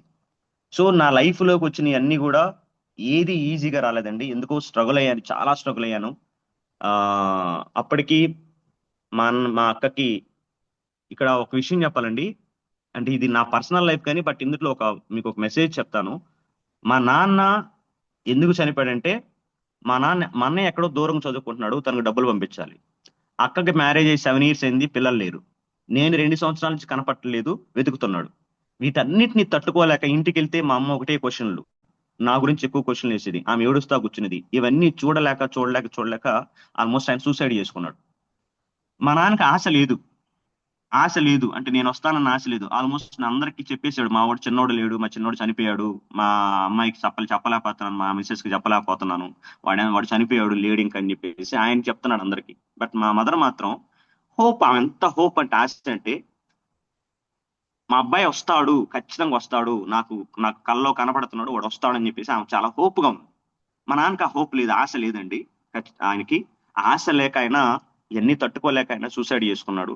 సో మా నాన్న చనిపోయిన 3 months దగ్గర నుంచి మా నాన్న ఏదైతే దేనికోసం అయితే ఎదురు చూశాడో అవన్నీ జరగటం మొదలుపెట్టినాయి. అక్కకి పిల్లలు పుట్టారు, నేను వచ్చేసాను, మా అన్నయ్యకి ఆయన సొంతగా జాబ్ చూసుకుని చదువుకోవటం మొదలుపెట్టాడు. కానీ ఇది మా నాన్న ఉన్నప్పుడు జరగల. సో ఇప్పుడు జరుగుతున్నాయి అన్ని. సో అట్లా 3 years నేను చదువుకోవటము, తర్వాత ఎంబీఏ చదివాను. ఎంబీఏలో స్కాలర్షిప్ తోటి మా మదర్ కొంచెం డబ్బులు పంపించేవాళ్ళు, మా అన్నయ్య పంపించేవాళ్ళు. అట్లా ఎంబీఏ చదువుకుని ఒక జాబ్ హైదరాబాద్ లో కాలేజీ క్యాంపస్ లోనే జాబ్ వచ్చిందండి. హైదరాబాద్ వెళ్ళిపోయాను, 2 years అయిపోయాను. కాకపోతే అప్పటికి నాకు ఒక క్లారిటీ లేదండి, ఏం ఉద్యోగం చేయాలి, ఎక్కడ చేయాలి, ఏంటి, నాకు ఏం కావాలనేది నాకు క్లారిటీ లేదు, ఏ జాబ్ కావాలి కూడా. సో ఆ ప్రాసెస్ లో 2 ఏళ్ళు చేసిన తర్వాత ఇప్పుడు నా పరిస్థితి ఏంటంటే, మ్యారేజ్ చేసుకునే వయసు వచ్చింది, 26, 27 ఏళ్ళు వచ్చినాయి. ఊర్లో నా గురించి అందరికి తెలుసు, ఈ నిద్ర లేస్తే పారిపోతాడు, ఇంటి దగ్గర ఉండడు, వీడికి భయం ఎక్కువ, పిరికోడు వీడికి. సో మా అమ్మ వాళ్ళు ఎవరన్నా పిల్లల్ని అడిగినా కూడా ఎవరు ఇచ్చేవాళ్ళు కాదు. ఇంట్లో మాకు తెలిసిన వాళ్ళు కూడా నో అని చెప్పారు. సరే, ఆ నాకు అంత నమ్మకం లేదు. కానీ మా వాళ్ళు ఒకళ్ళు, మా చుట్టాల వాళ్ళే, మా మిస్సెస్ ఇప్పుడు నేను ఏదైతే చేస్తున్నానో మా అక్క వాళ్ళ కూతురు అనమాట, అంటే సొంత అక్క కాదు, పెద్దమ్మ కూతురు. ఆమె సరే అంటే మా అమ్మ ఆమెకి చిన్నమ్మ అయింది. చిన్నమ్మ నేను ఇస్తాలే అమ్మాయిని చేసుకోండి అని చెప్పేసి అడిగితే, సరే అప్పటికి వాళ్ళ నాన్న వాళ్ళ అమ్మాయి మా మిస్సెస్ వాళ్ళ నాన్న వాళ్ళు ఒప్పుకోలేదు. వాడికి ఎట్లా ఇచ్చాము, వాడు నిద్ర లేస్తే వెళ్ళిపోతాడు, ఊరు వెళ్ళిపోతాడు, రేపు ఏదైనా పరిస్థితులు బాగాలేకపోతే వదిలిపెట్టి వెళ్ళిపోతాడు వాడు, పిల్లలు పుట్టినా కూడా అని భయపడ్డారు. బట్ వాళ్ళు భయపడ్డారు కానీ చివరికి కన్విన్స్ అయ్యి నాకు అమ్మాయిని కూడా కన్విన్స్ చేసి నాకు ఇచ్చి మ్యారేజ్ చేశారు. నాకు అది డ్రీమ్ అండి. అంటే నాకు అసలు ఆలోచన కూడా లేదు, నాకెవరు అమ్మాయిని ఎవరు, మనకు పెళ్లి కాదు, మనం ఇదే బ్యాచులర్ లైఫ్ మంది, ఇంక ఇదే అని చెప్పేసి వదిలేశాను నేను మ్యారేజ్ గురించి. బట్ అలాంటిది మ్యారేజ్ అయింది. మ్యారేజ్ అయిన తర్వాత మళ్ళీ మేము ఒంగోలు వచ్చి, నేను 2 years తర్వాత హైదరాబాద్ అయిన తర్వాత, మ్యారేజ్ అయిన తర్వాత ఒంగోలు వచ్చేసాను. సో ఇక్కడండి నా లైఫ్ టర్న్ అయిపోయిందండి మొత్తం మ్యారేజ్ అయిపోయిన తర్వాత. ఎందుకంటే నా అదృష్టం ఏమో తెలియదు, అమ్మాయిని చేసుకున్న తర్వాత నేను సడన్ గా ఒక ఇన్స్టిట్యూట్ లో, టీచింగ్ ఇన్స్టిట్యూట్ లో మార్కెటింగ్ డిపార్ట్మెంట్ లోనే జాయిన్ అయ్యాను. బట్ అనుకోకుండా ఒక రోజు ఒక లెక్చరర్ మానేస్తే ఆయన ప్లేస్ లో నన్ను ఆ ఇన్స్టిట్యూట్ ఓనర్ క్లాస్ చెప్పన్నాడు. నాకు అప్పటికి ఎక్స్పీరియన్స్ లేదు, క్లాస్ చెప్పే ఎక్స్పీరియన్స్.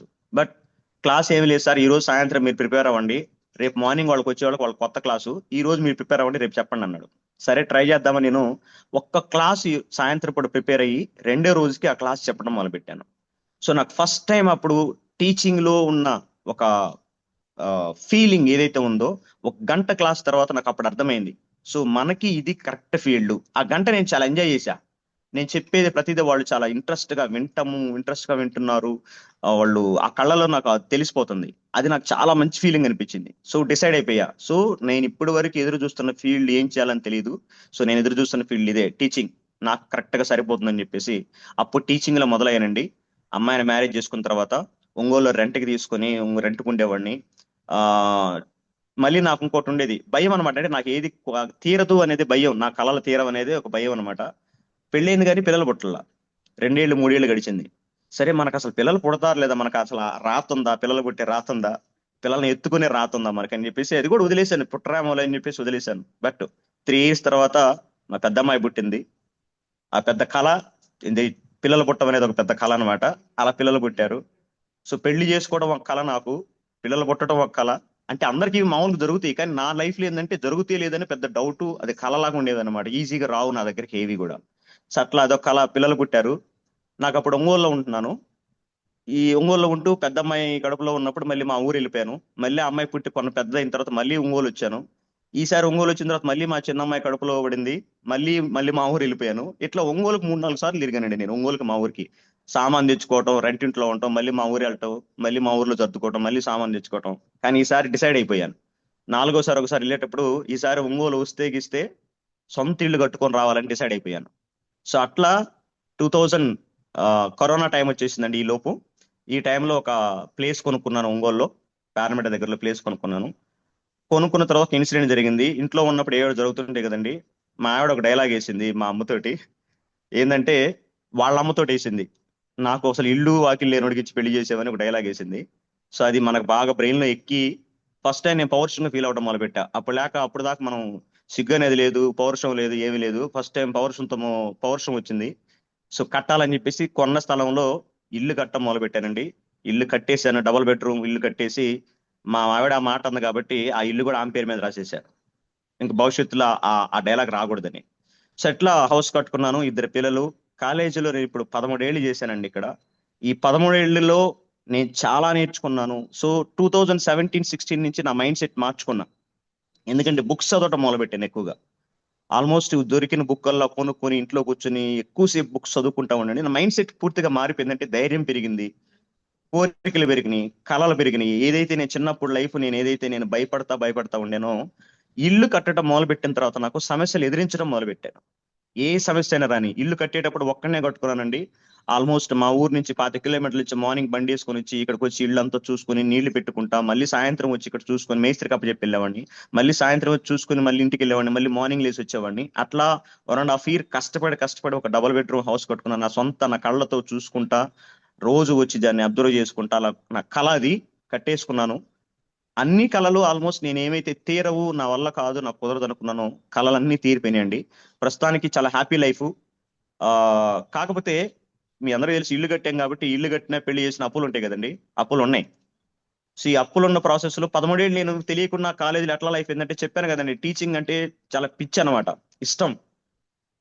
నాకు క్లాస్కి వెళ్ళానంటే ఆ టైం తెలియదు. నాకు స్టూడెంట్స్ తో మాట్లాడుతుంటాను, క్లాస్ చెప్తాను, నాకు టైం తెలియకుండా 13 ఏళ్ళు ఎలా గడిచిందో కూడా తెలియదు.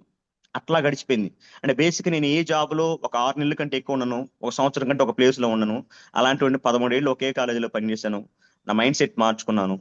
తర్వాత ఇక్కడికి వచ్చిన తర్వాత, కొత్త ఇంట్లోకి వచ్చిన తర్వాత చిన్న చిన్నగా అన్ని మారుతూ వచ్చినాయి. 13 ఏళ్ళు చేశాను.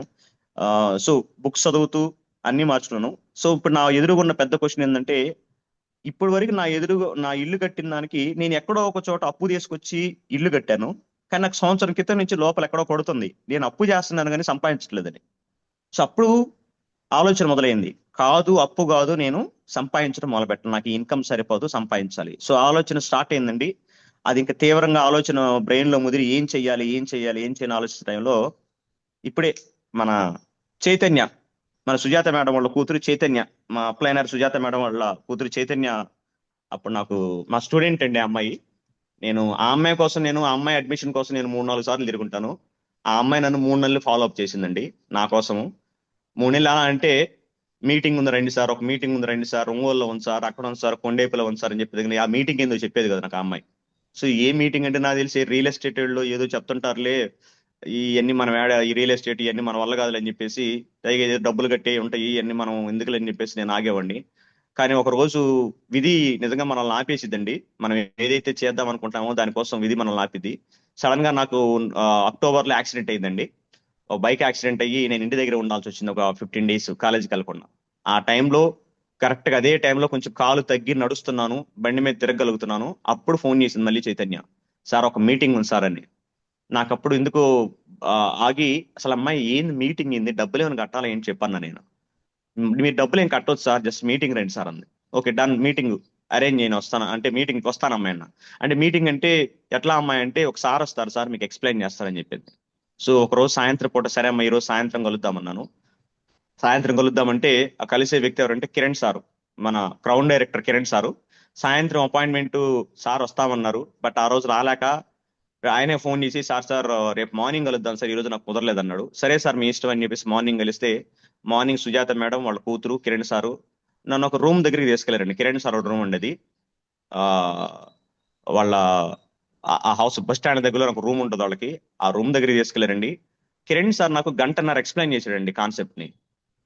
గంటన్నరలో వెస్టేజ్ గురించి చెప్పాడు, డబ్బులు ఎలా సంపాదించాలో చెప్పాడు, ఆరోగ్యం గురించి చెప్పాడు. అన్ని చెప్పిన తర్వాత ఫస్ట్ టైం నేను ఆయన చెప్పిన దాని తర్వాత నేను చూద్దాము చేద్దాం అనే డైలాగ్ కూడా నా దగ్గర లేదు.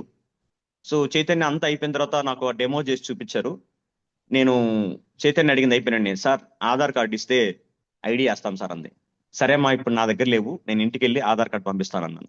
సో ఈ మధ్యలో అక్కడి నుంచి దిగి నా కాలు కూడా అప్పటికి నేను చిన్నగా కుంటున్నానండి.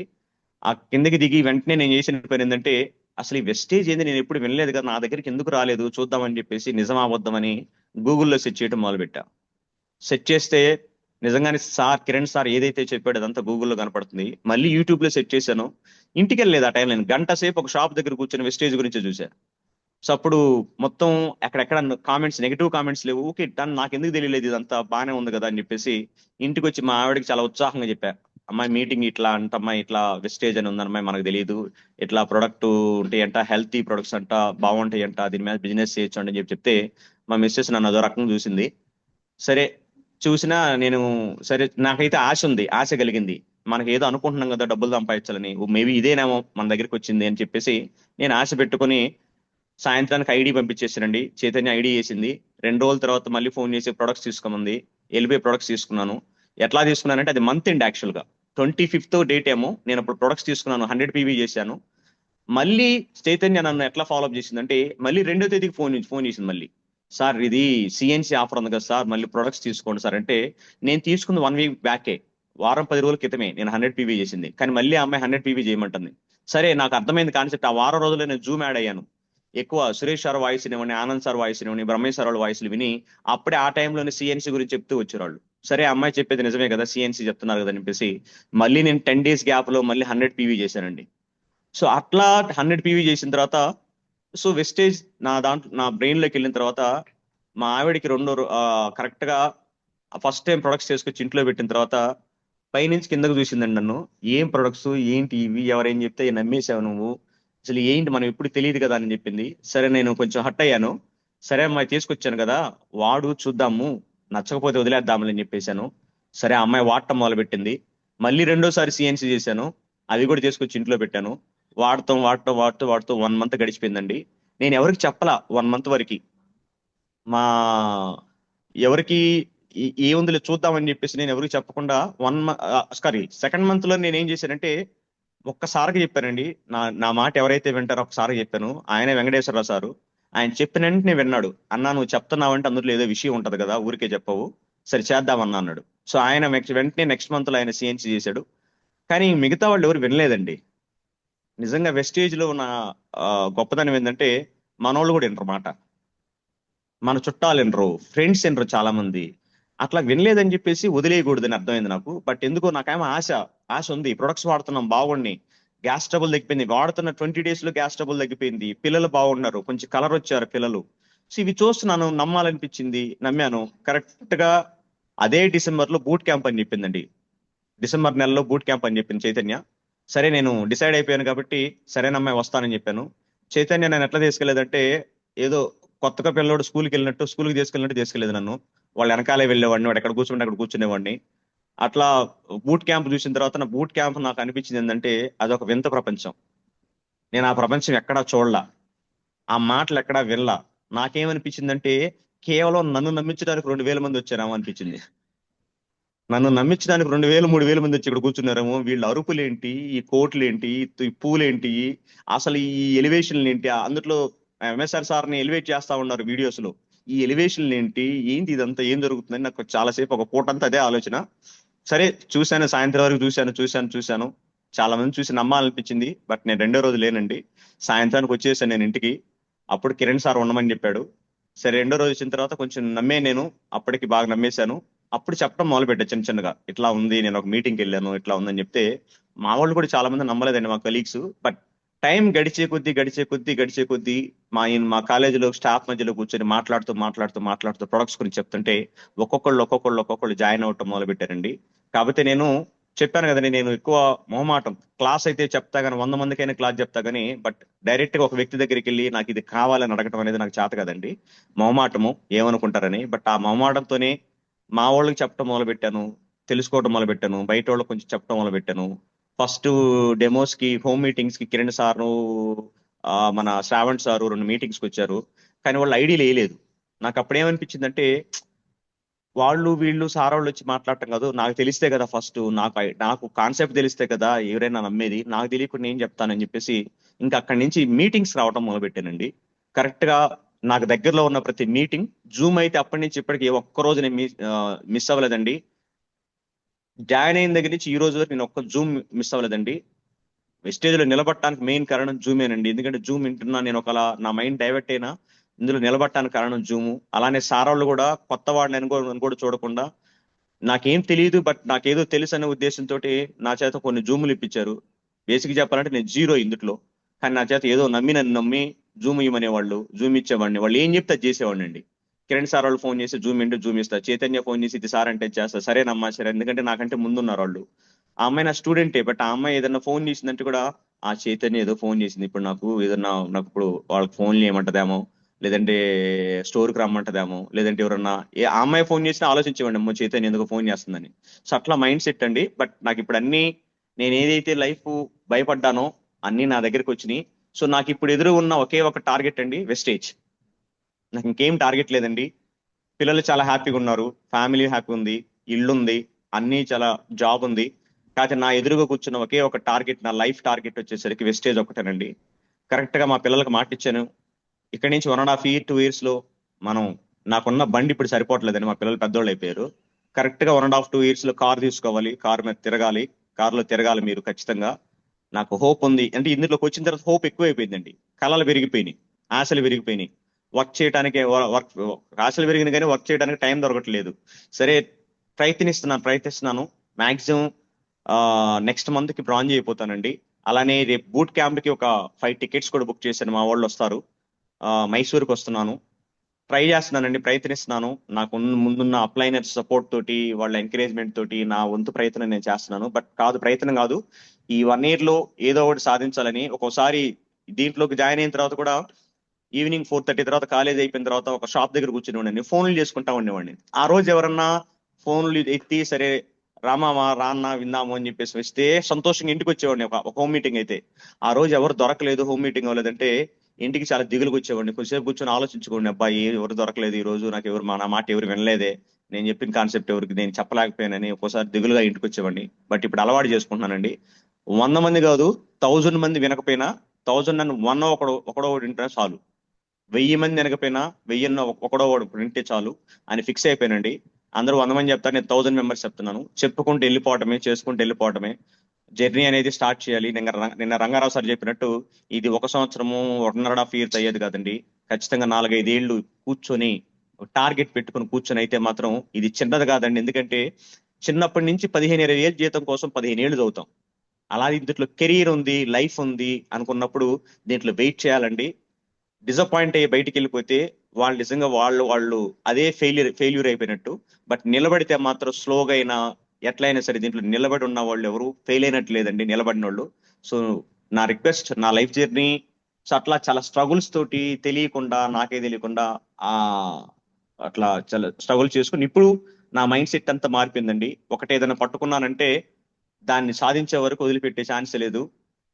దాని మీద వెళ్ళిపోతాను కాన్సన్ట్రేషన్ గా. కాస్త లేట్ అయింది కానీ నాది, బట్ సాధించడం అయితే ఖచ్చితంగా. అలానే ఫ్యామిలీ సపోర్ట్ అండి. నాకు నా అదృష్టం ఏంటంటే నేను ఈ పని అని చెప్పి నేను బయటికి వెళ్తున్నా అని చెప్తే మా మిస్సెస్ ఏ రోజు నన్ను అడగదండి, ఎందుకు వెళ్తున్నావు, ఎక్కడికి వెళ్తున్నావు, ఎప్పుడు వస్తావు అని అడగదు. వెళ్ళే పని చెప్పేస్తాను, బట్ ఎప్పుడు వస్తావు, తొందరరా అనే కాన్సెప్ట్ ఉండదు. నన్ను వదిలేసిద్ది, ఫ్రీడమ్ ఇచ్చింది నాకు. సరే ఏదో సాధించాలనుకుంటున్నాడు, చేద్దాం అనుకుంటున్నాడు, సరే వెళ్ళు అని చెప్పేసి నాకు చాలా ఫ్రీడమ్ ఇచ్చింది. మా పిల్లలు కూడా నన్ను ఎప్పుడు ఇబ్బంది పెట్టరు. సో వెస్టేజ్ చిన్నగా. అలానే అందరికంటే లైఫ్ లో చాలా ఇంపార్టెంట్ పర్సన్ మా మదర్ అండి. ఎప్పుడు కష్టం వచ్చినా ఈవెన్ ఇప్పుడు కూడా వెస్టేజ్ లో ఉన్నానని మా ఫ్యామిలీతో ఎవరికి చెప్పలేదండి, మా అమ్మకి చెప్పాను నేను అంతే. అమ్మాయి ఇట్లా చేస్తున్నానంటే మా అమ్మ అంటది, చిన్నోడా నువ్వు ఏదన్నా చేయదలుచుకుంటే నువ్వు సక్సెస్ అవుతావరా అంటే. ఫస్ట్ మా ఆవిడ కూడా నమ్మలేదండి, బట్ మా అమ్మ నమ్మేసింది. ఎందుకు బ్లైండ్ గా నమ్మేసింది మా అమ్మ నన్ను. నువ్వు ఏదన్నా తలుచుకుంటే సక్సెస్ అవుతావరా, ఖచ్చితంగా నువ్వు ఉండు, నీకోసం నేను ప్రేయర్ చేస్తాను, నేను రోజు ప్రేయర్ చేస్తాను నీకోసం, నువ్వు ట్రై చెయ్యి, సక్సెస్ అవుతావు, నువ్వు నమ్ముకో, నీకు మంచి టాలెంట్ ఉంటుంది, నువ్వు నమ్ముకో, నువ్వు భయపడ మాకు, నేను ఉన్నానని ఇప్పటికీ అదే మాట చెప్పిద్దండి. సో సో ఎంత కష్టం వచ్చినా ఎదురుగా నిలబడేది ఇప్పటికీ మా మదర్ ఉంటారండి, నా family. So thank you so much అండి. మేబీ నా జర్నీ మీకు ఏమైనా ఇబ్బంది పెట్టి ఉండొచ్చు, బాధ పెట్టి ఉండొచ్చు, బట్ నేను కూడా కొంచెం నా కంట్రోల్ చేసుకుని నేను చెప్పానండి. Thank you. బట్ ఇందులో అందరూ ఇది నా జర్నీ మీకు ఎవరికన్నా చేంజ్ అంటే ఎందుకు చెప్పానంటే కష్టాలు చాలా వస్తాయండి, బట్ నిలబడాలి. నిలబడకుండా బయటికి పక్కకి వెళ్ళిపోయి పారిపోతే మాత్రం నా లైఫ్ లాగా ఉండిద్ది. పారిపోకూడదు కష్టాలను చూసి, ధైర్యంగా నిలబడాలి. నేను అది నేర్చుకున్నాను. ఇంతకు మించి నేను లైఫ్ లో ఫ్యూచర్ లో ఏమైనా కష్టం వచ్చినా అసలు భయపడే ఛాన్స్ లేదండి. ఇప్పుడు అసలు ఏ కష్టం వచ్చినా అసలు కేర్ కూడా చేయట్లేదు. ఎందుకంటే చూశాను అన్ని, చిన్నప్పుడే చూశాను అన్ని, ఆకలితో భరించాను, అన్ని భరించాను, ఫ్యామిలీ బాధలు చూశాను, అన్ని చూసి భరించి ఇప్పుడు ఏ కష్టం వచ్చినా చాలా ధైర్యంగా ఉంటానండి. సో అలానే వెస్టేజ్లు కూడా మీరు అందరూ ఎవరన్నా వినలేదు, నా మాట వినలేదు, నేను చేయలేకపోతున్నాను, నా వల్ల కాదు, అట్లా మీకు ఇప్పుడు అనిపించినా కూడా బట్ ఒకటే ఆలోచించండి, వినలేదు, నేను చేయలేకపోతున్నాను అనేది ఫెయిల్యూరు, నిలబడటం సక్సెస్. సో నిలబడండి ఇందులో అందరూ. ఎందుకంటే ఇందులో చాలా మంది ఎడ్యుకేటెడ్ ఉన్నారు, నాకంటే ముందున్న అప్లైనర్స్ ఉన్నారు, సక్సెస్ అయిన వాళ్ళు ఉన్నారు. అందరిని చూసి నేర్చుకుంటుంది కూడా ఒకటే, నిలబడాలి. వెస్టేజ్ లో నిలబడితే ఫ్యూచర్ అనేది చాలా ఉందండి. Last 2 years back, 3 years back concept విని కూడా మాకు తెలుసులే, మేము చూసేవాళ్ళు అనుకున్న వాళ్ళు ఇప్పుడు బాధపడుతున్నారండి. మళ్ళీ ఇప్పుడు ఫీల్డ్ లోకి, మళ్ళీ వెస్టేజ్ లోకి వచ్చి జాయిన్ అయ్యి వర్క్ చేయడానికి నేను చూశాను, చాలా మందిని చూశానండి ఈ మధ్య కాలంలో. 2 years బ్యాక్ విని వదిలేసి ఇప్పుడు మళ్ళీ వస్తున్నారు. ఆ సిచ్యువేషన్ మనకు వద్దండి. ఇప్పుడు చేస్తున్నాం, దిగాం కాబట్టి అదృష్టవంతులమి, మనం చేద్దాం. ఇప్పుడు స్టార్ట్ చేసి కొంచెం మనం, ఎందుకంటే అందరూ పేదరికంలో ఉన్న వాళ్ళే, అందరూ అక్కడి నుంచి వచ్చిన వాళ్ళే, అందరూ చాలా బాధలు ఉంటాయి. నాకు తెలిసి నాకంటే ఇంకా చాలా మంది బాధలు పడి ఉంటారు. బట్ అవన్నీ కొంతకాలమేనండి. ధైర్యం చేసి ముందుకు వచ్చి వెస్టేజ్లోకి వచ్చాం, అదే పెద్ద అదృష్టం మనకి. దీన్ని పట్టుకొని 1.5 year 2 years కరెక్ట్ గా నిలబడితే చాలా వరకు మనం మన పేదరికాన్ని జయించేసినట్టే. మనం ఇంకో కొంచెం ఎదురుగా నిలబడితే, ఇంకొంచెం కొన్నాళ్ళు నిలబడితే, నాకు ఒకటే డ్రీమ్ అండి ఇందులో. నాకు ప్రస్తుతానికి ఎదురుగా నాకు ఏమి టార్గెట్స్ ఏమి లేవు, గోల్స్ ఏమి లేవు. ఎడ్యుకేషన్ లో ఉన్నాను, టీచింగ్ ఫీల్డ్ లో ఉన్నాను, లైఫ్ సాగుతుంది. ఆ ఒక పక్క ఇప్పుడు మా క్యాంపెయిన్ ఉంది, బట్ క్యాంపెయిన్ చేస్తూనే వర్క్ చేసుకుంటున్నాను. ఇప్పుడిప్పుడే మా సార్ వాళ్ళందరూ వింటున్నారు, ఇప్పుడిప్పుడే ఎక్కింది, చిన్న చిన్నగా వస్తూ ఉన్నారు, టీం వస్తూ ఉంది. సో టీం బిల్డింగ్ చేసుకోవాలని టార్గెట్ పెట్టుకొని ఉన్నానండి. ఫస్ట్ నాకు టీం కావాలి, మంచి టీం కావాలి. ఆ టీం కోసం వెతుకుతున్నాను. వస్తున్నారు, చిన్న చిన్నగా వింటున్నారు, ఇప్పుడే టైం పడుతుంది. సో నెక్స్ట్ మంత్ కి ఇట్టి పరిస్థితుల్లో బ్రాంచ్ అయి ఉంటాను, డైరెక్టర్ లెవెల్కి వస్తాను. అది నాకు పెద్ద సెలబ్రేషన్ అండి. మీకేమో తెలీదు, బ్రాంచ్ అవ్వాలని చెప్పేసి చాలా కోరికతో ఉన్నాను. డైరెక్టర్ అనే పేరు రావాలని నేను చాలా కోరికతో ఉన్నాను. అది అయితే నాకు నిజంగా సంబరమే. ఎందుకంటే నా జీవితంలో చిన్న చిన్న సక్సెస్లు కూడా పెద్ద దాటితో సమానం అండి. నాకు బ్రాంచ్ అయినా కూడా నేను చాలా సంబరపడిపోతాను. అవుతానని నమ్మకంతో ఉన్నాను. నెక్స్ట్ మంత్కి అయిపోతాను ఖచ్చితంగా. సో దానికి మీ అందరూ సపోర్ట్ కావాలి. Thank you so much. చాలా పేషెన్స్ గా విన్నందుకు జూమ్ లో ఉన్న వాళ్ళందరికీ థ్యాంక్ యూ అండి. నా స్టోరీ మీకు అవసరం లేదు, బట్ చెప్పాను. బట్ ఇందులో నుంచి మీరు ఏదైనా నేర్చుకుంటే చాలా సంతోషం అండి. ఒక్కళ్ళు మారిన ఫెయిల్యూర్ నుంచి భయపడకుండా, బయటికి వెళ్లకుండా మన సక్సెస్ అవ్వాలని ఒక్కళ్ళు మారినా చాలండి. నేను ఈ జూమ్ చెప్పినందుకు అర్థం ఉంటది. థ్యాంక్ యూ సో మచ్ అండి. Sir thank you sir Kiran Kumar sir. Srinivas sir. Me journey ఒక సార్ సూపర్ హిట్ సినిమా లాగా ఉంది సార్. సార్ వాస్తవంగా ఒక సూపర్ హిట్ అయిన సినిమాలో ఇట్లా ఈ విధంగా ఆ జర్నీ అనేది ఉంటది. మీ లైఫ్ లో మీ జర్నీ నాకైతే మాత్రం మంచి సినిమా స్టోరీలో చూస్తాం సార్. అది అలాంటి నిజంగా మీ జీవితంలో జరిగింది కాబట్టి ఓకే. మీకు పాపం మిమ్మల్ని ఒకసారి అవన్నీ గుర్తు చేసి ఎమోషనల్ గా అవన్నీ గుర్తు చేసినట్టున్నాను. ఎక్సలెంట్ చెప్పారు. ఎక్సలెంట్ చెప్పారు. అదే విధంగా మన వెస్టేజ్ ఆ యొక్క ప్రాముఖ్యత, ఈ జూమ్ జూమ్ యొక్క ప్రాముఖ్యత కూడా బాగా చెప్పారు సార్. ఎక్సలెంట్ చెప్పారు సార్. మీరు ఈ నెలలోనే, ఈ నెలాఖరికల్లా మీరు బ్రాంచ్ డైరెక్టర్ అయ్యి మీ కోరిక నెరవేరాలని నేను మనస్ఫూర్తిగా కోరుకున్నాను సార్. చాలా మంది హ్యాండ్ రైజ్ చేశారు. చాలా మంది హ్యాండ్ రైజ్ చేశారు సార్. అందరూ ఫీడ్బ్యాక్ తీసుకుందాము సార్. ఖచ్చితంగా sir. Thank you sir. Thank you sir. మన గ్రేట్ లీడరు మన Anusha Rangarao sir hand raise చేసి ఉన్నారు సార్. ఒకసారి sir good morning Srinivasarao sir. Good morning Srinivasarao sir. Good morning sir. Kiran sir. Sir good morning sir. Rangarao sir good morning sir. Good morning sir. నేను యాక్చువల్గా first 5-10 minutes నేను వినలేదు sir, but వింటున్నట్టు విన్నాను. నిజంగా అది ఎంత అంటే ఎలా చెప్పాలో కూడా తెలియట్లేదు. చాలా సందర్భాల్లో ఐ థింక్ నా ఫస్ట్ జూమ్ అప్పుడు మీరు లేరనుకుంటా వెస్టేజ్. లేదు సార్. నేను ఇచ్చాను. సార్ నా ఎమోషనల్ జర్నీ ఎలా ఉందో దాదాపు అలా సిమిలర్ గా ఉంది.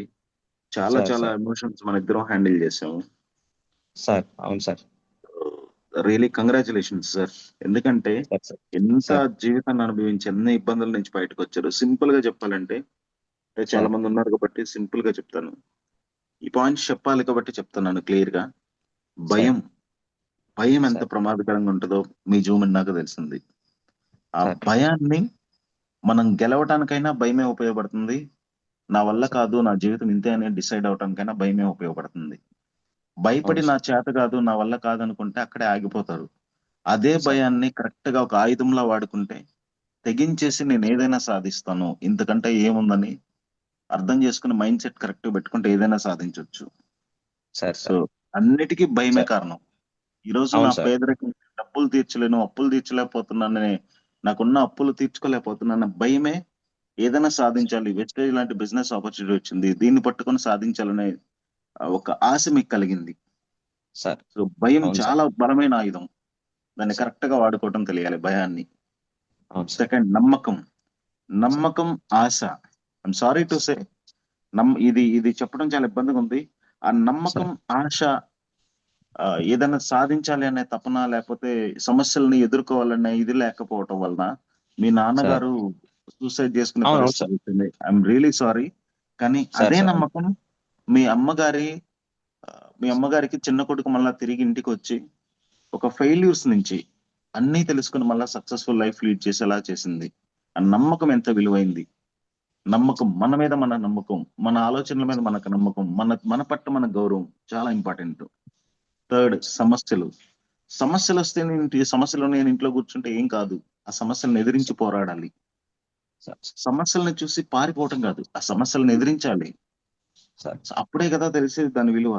సో దట్ అవును is sir best example. Sir ఇంకొకటి, ఎగ్జామ్ ఫీజు కట్టడానికి డబ్బులు లేని స్థాయి నుంచి సార్ మైండ్ సెట్ కరెక్ట్ చేసుకుని సార్ ఎప్పుడైతే స్థిరపడి జాబ్ చేయటం మొదలు పెట్టారో, ఒక సార్ ఎగ్జామ్ ఫీజు కట్టలేని స్థాయి నుంచి పేర్నమెట్ట దగ్గర ఒక సొంత ఇల్లు కట్టుకునే స్థాయికి వచ్చారంటే రియలీ హ్యాట్స్ సార్ ఆఫ్. ఆ జర్నీ ఉంది చూడండి, మీరు ఇంట్లో నుంచి పారిపోయిన దగ్గర నుంచి, 1-3 సార్లు ఇంట్లో నుంచి పారిపోయిన దగ్గర నుంచి మళ్ళా సార్ జాబ్ వచ్చి సొంత ఇల్లు కట్టుకునే దాకా మధ్యలో ఉన్న జర్నీ ఉంది చూడండి, సినిమాలో సార్ జరుగుతుంది అట్లాంటి. మీ మీ అవునవును మైండ్ సార్ ఎంత ట్రావెల్ చేసి ఉంటుందంటే, సార్ సార్ సింపుల్ గా చెప్పాలంటే లీడర్స్ ఒకసారి గమనించండి, మన ఫెయిల్యూర్స్ కి, మనం నష్టపోవడానికి, మనం సక్సెస్ అవడానికి దేనికైనా సరే మైండ్ సెట్. మన మైండ్ సెట్ కరెక్ట్ గా ఉంటే ఏదైనా సాధిస్తాం. నేను సాధించాలని మైండ్ సెట్ కరెక్ట్ పెట్టుకొని డిసైడ్ అయ్యా నువ్వేదైనా సాధిస్తావు. నేను నేను అవను, లేదు నా వల్ల కాదు, నేను సాధించలేను, నేను ఎంతమందికి చెప్పినా ఏం లేదు, లేదంటే నేను చదవలేను అనుకుంటే ఏమీ చేయలేము. It's all about your mind set. ప్రతి దానికి నీ మైండ్ సెట్ కారణం. సరైన మైండ్ సెట్, మన మీద మనకు నమ్మకం, మన పట్ల మన గౌరవం, మన బాధ్యతలు మనకు తెలిస్తే ఏదైనా సాధించవచ్చు. అండ్ వెస్టేజ్ పరంగా చెప్తే, చెక్ వచ్చిన వాళ్ళు లీడర్ కాదు, చెక్ వచ్చిన వాళ్ళు మాత్రమే లీడర్ కాదు, లీడర్ గా ఉన్న ప్రతి ఒక్కరికి చెక్ వస్తుంది. ప్రతి ఒక్కరు లీడర్ లా ఆలోచించండి. ఇప్పుడు కిరణ్ సార్ చూడండి, తనని తాను గెలిచాడు. తనని తాను గెలవని రోజులు ఫెయిల్యూర్ లోనే ఉన్నాడు. ఎప్పుడైతే తన మైండ్ సెట్ ని తను గెలిచాడో, ఎప్పుడైతే తన ఆలోచనల్ని తను గెలిచాడో, ఎప్పుడైతే తన ఆలోచనల పట్ల తన కంట్రోల్ గా ఉన్నాడో, అక్కడి నుంచి తన సక్సెస్ మొదలైంది. అది 12th ఫెయిల్ అనే మూవీ ఒకటి ఉంది కిరణ్ సార్, అది చూడండి మీరు. అవును సార్ అవును సార్ మీ చూశాను స్టోరీ సార్ నిజంగా చాలా సిమిలర్ గా ఉంటుంది. చాలా మీ zoom, it's not about sir your life story. ఎంత జర్నీ ఉందంటే మీ జూమ్ లో అర్థం సార్ సార్ చేసుకోండి. ఏదైనా మనం అర్థం చేసుకునే విధానాన్ని బట్టి ఉంటుంది. మన అవును దగ్గర సార్ చాలా కనిపిస్తుంటాయి, మన చుట్టూరు చాలా జరుగుతుంటాయి. వాటిని అర్థం చేసుకోవాలి, అబ్జర్వ్ చేయాలి ఫస్ట్. అది చేయగలిగితే ఈ రోజు నిజంగా మీ స్టూడెంట్ ద్వారా చైతన్య మేడం అప్రిషియేట్ చేయాలి. ఎందుకంటే తను సార్ ఫాలో అప్ చేసిన విధానం రియలీ గుడ్. ఒక స్టూడెంట్ గా ఉండి, సార్ ఒక్కసారి రండి అని వెస్టేజ్ గురించి చెప్పకుండా మిమ్మల్ని మీటింగ్ దగ్గర తీసుకెళ్లి కిరణ్ సార్ దగ్గర కూర్చోబెట్టి మళ్ళా మీటింగ్స్ కన్వర్ట్ చేయడం, షీఈ్ రియలీ గ్రేట్. ఒక అవును సార్ స్టూడెంట్ గా ఉన్న అమ్మాయి తను సార్ ఎక్సలెంట్ గా చేసింది మేడం. తనకు మంచి భవిష్యత్తు ఉంది ఫ్యూచర్ లో. వాళ్ళ అమ్మ పడిన కష్టానికి తనకు సార్ మంచి ఫ్యూచర్ ఉంటుంది. Thank you so much sir. చాలా ఎక్కువ నేనే చెప్పేస్తున్నాను, మిగతా వాళ్ళకు ఉంటుంది. బట్ కొన్ని పర్లేదు పాయింట్స్ పర్లేదు అందరికి సార్ అర్థమయ్యేలా చెప్పాలి. ఎందుకంటే నేను మీ దాంట్లో అవునవును ఉన్న సార్ అవును సార్ క్లుప్తంగా కొన్ని చెప్పాలి. సార్ అందుకే సార్ నేను చెప్పాను. ఒకటే గుర్తుపెట్టుకోండి, భయం ఒక ఆయుధం అవ్వాలి. నమ్మకం, మన పట్ల మనకు నమ్మకానికి, మన పట్ల మన ఆలోచనల పట్ల మన గౌరవం, నమ్మకం ఉండాలి. సార్ సమస్యలు వచ్చినప్పుడు ఎదిరించి పోరాడాలి. భయపడకూడదు. సరైన మైండ్ సెట్ తో మన పట్ల మనం నమ్మకం ఉంచి పనిచేస్తే ఏదైనా సాధ్యం. మీ జూమ్ నుంచి ఇది నేర్చుకున్నాను sir. Thank you so much. Congratulations. I'm really sorry for all your losses. Sir thank you sir. పర్లేదు sir. Right sir. Thank you so much. All the best. Thank you sir. Anusha Rangarao sir, excellent feedback. Krishnaveni madam, unmute చేసుకొని మాట్లాడండి madam. Good morning sir. Good morning madam. మాట్లాడండి madam. Good morning madam. Krishnaveni madam. Excellent గా చెప్పారు sir, చాలా బాగా చెప్పారు. ఎటు పోయిన అమ్మ గుర్తు వస్తుంది నీకు. అంతే మేడం. ఎక్కడికన్నా ఇల్లు అమ్మే గుర్తు వస్తుంది నీకు. చాలా అమ్మే మేడం. excellent గా- మా అమ్మ కళ, నా జీవితం ఇప్పటి వరకు మా అమ్మ కళ ఇదంతా. ఎక్సలెంట్ గా చెప్పారు సార్. ప్రతి ఒక్కటి అది ఎక్కడికి పోయినా అమ్మ అంటే మనం ఏదన్నా మనకిష్టం వచ్చినప్పుడు కొనుక్కోవడము, లేకపోతే మనకిష్టం వచ్చినప్పుడు ఇంకేమన్నా చేయటము అట్లాంటివి కుదరవు కదా. అవును మేడం. చాలా ఎక్సలెంట్ గా చెప్పారు సార్ మీరు. నెక్స్ట్ ప్రతి ఒక్కటి నువ్వు పడ్డ కష్టము, నెక్స్ట్ నువ్వు ఇంట్లోకి వచ్చినప్పుడు మీ నాన్నగారు కనిపించకపోవటం అనేది చాలా బాధాకరమైన విషయం. అప్పటికి కూడా తట్టుకొని నిన్ను చూచి అమ్మ అడావుడిగా ప్రతి ఒక్కటి చేసి నా కొడుకు ఏం తిన్నాడో ఏం తినలేదో అని చేస్తుంది చూడు. ఎక్సలెంట్ గా చేసింది సార్ అమ్మ కూడా. మరి ఎవరు నమ్మనప్పటికీ కూడా అమ్మ నచ్చింది, నా కొడుకు నా దగ్గరికి వస్తాడు అని. ఎక్సలెంట్ గా చెప్పారు sir. Thank you sir. Thank you madam. Thank you sir. Thank you madam. Krishnaveni madam, thank you. బాగా బలంగా ఫీడ్బ్యాక్ ఇచ్చారు మేడం. సునీత మేడం, అన్మ్యూట్ చేసుకొని మాట్లాడండి madam. Sir good morning Kiran sir. Good morning good morning madam. Good morning. మీరు ఏడ్పించేశారు. ఇప్పుడు ఏడుస్తానే ఉన్నాను. మీరు చెప్పింది అంత హార్ట్ టచ్ అయింది. అమ్మ అసలు నన్ను మీరు పిలుస్తున్నట్టు ఉంది. నా బిడ్డ నన్ను పిలుస్తున్నంత ఫీల్ అయిపోతున్నాను సార్. నన్ను జూమ్ అడుగుతున్నారు కానీ ఇట్లానే నా కష్టాలు చెప్పి ఏడవలసి వస్తుందని నేను అసలు ఇవ్వటం లేదు సార్. వాళ్ళు ప్రతి మనిషిలో ఇన్ని బాధలు ఇన్ని కష్టాలు అందరికీ ఉన్నాయా అని కళ్ళు తెరిపించారు. నిజంగా మీరు చైతన్య మేడం మీకు గురువుగా ఉన్నారు సార్. మీరు ఆవిడకి స్టడీ టైంలో గురువుగా ఉన్నందుకు నిజంగా మీరు మంచి సక్సెస్ అందుకుంటారు, సక్సెస్ అవుతారు సార్. మీరు అప్పుడు పడిన కష్టాన్ని ఎప్పుడైతే మీరు తల్లి విలువ తెలుసుకొని వచ్చారో అప్పుడే మీ లైఫ్ లో మీరు సక్సెస్ అయినట్టు sir. Thank you sir. Kiran sir చాలా thanks madam. Thank you madam. అమ్మలందరినీ ఏడిపించుంటారు ఆల్మోస్ట్ ఈ జూమ్ లో. నేను అదే అనుకున్నాను మేడం, జూమ్ ఇచ్చే ముందే ఏడిపిస్తానేమో అనుకున్నాను. కానీ సరే చెప్పాలి కదా, నిజం చెప్పాలి కదా, నిజం ఎప్పుడైనా మనకు చెప్పాలి కదా అని. అంటే నేనే చెప్పేటప్పుడు నాకే ఏడుపు వచ్చేస్తుంటది. అవును సార్. తల్లి కానీ ఏ బిడ్డ అయినా సక్సెస్ సార్. తల్లి అనే వాళ్ళు బిడ్డల కోసమే కదా సార్.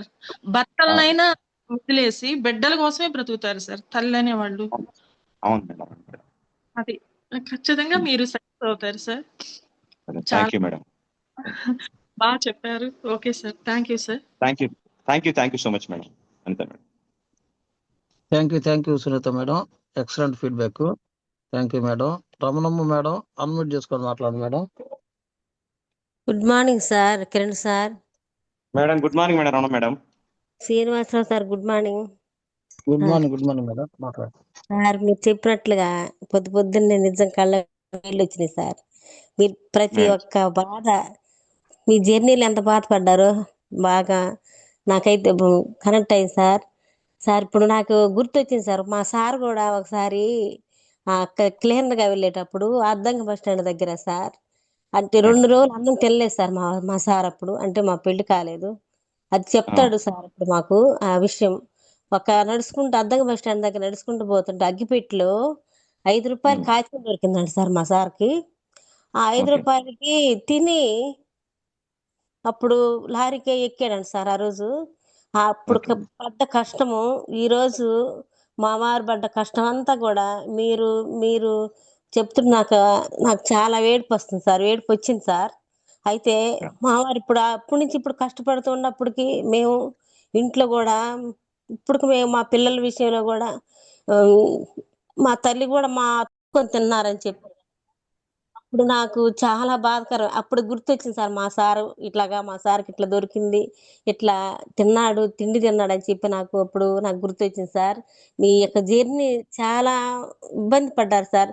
మీరు గ్రేట్ రీడర్గా మీ చైతన్య సార్కి సుజాత మేడం దొరికినందుకు, ఒక వజ్రంలా దొరికినందుకు very very thank you sir. మీరు చాలా మంచిగా చెప్పారు సార్.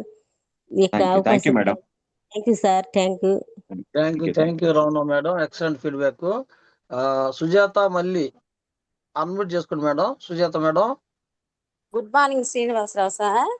Good morning madam. మీరు ఫీడ్బ్యాక్ ఇచ్చినాక మీ పాప చేత కూడా ఫీడ్బ్యాక్ ఇప్పింది మేడం ఉంటే ఓకే దగ్గర. Okay sir. Thank you. Good morning Kiran sir. Madam Sujatha madam, good morning madam. Good morning sir. నిజంగా మీ యొక్క జర్నీ ఇంత అగాధంలో ఉందని నాకు తెలియదు సార్. చిన్న పిల్లోడప్పుడు చాలా బాగా చెప్పారు సార్. నిజంగా మామూలు కష్టం కాదు అది. నేనే కష్టం ఎక్కువ పడ్డాను అనుకుంటున్నదాన్ని, కానీ చాలా కష్టం పడ్డారు సార్. నిజంగా మీ అమ్మగారు నీ కోసం ఎదురు చూడటం అది ఒక కళ. నిజంగా ఆ కళ అనేది నెరవేరింది సార్ అమ్మగారికి. చాలా బాగా చెప్పారు. అమ్మ కళ బాగా నెరవేరింది.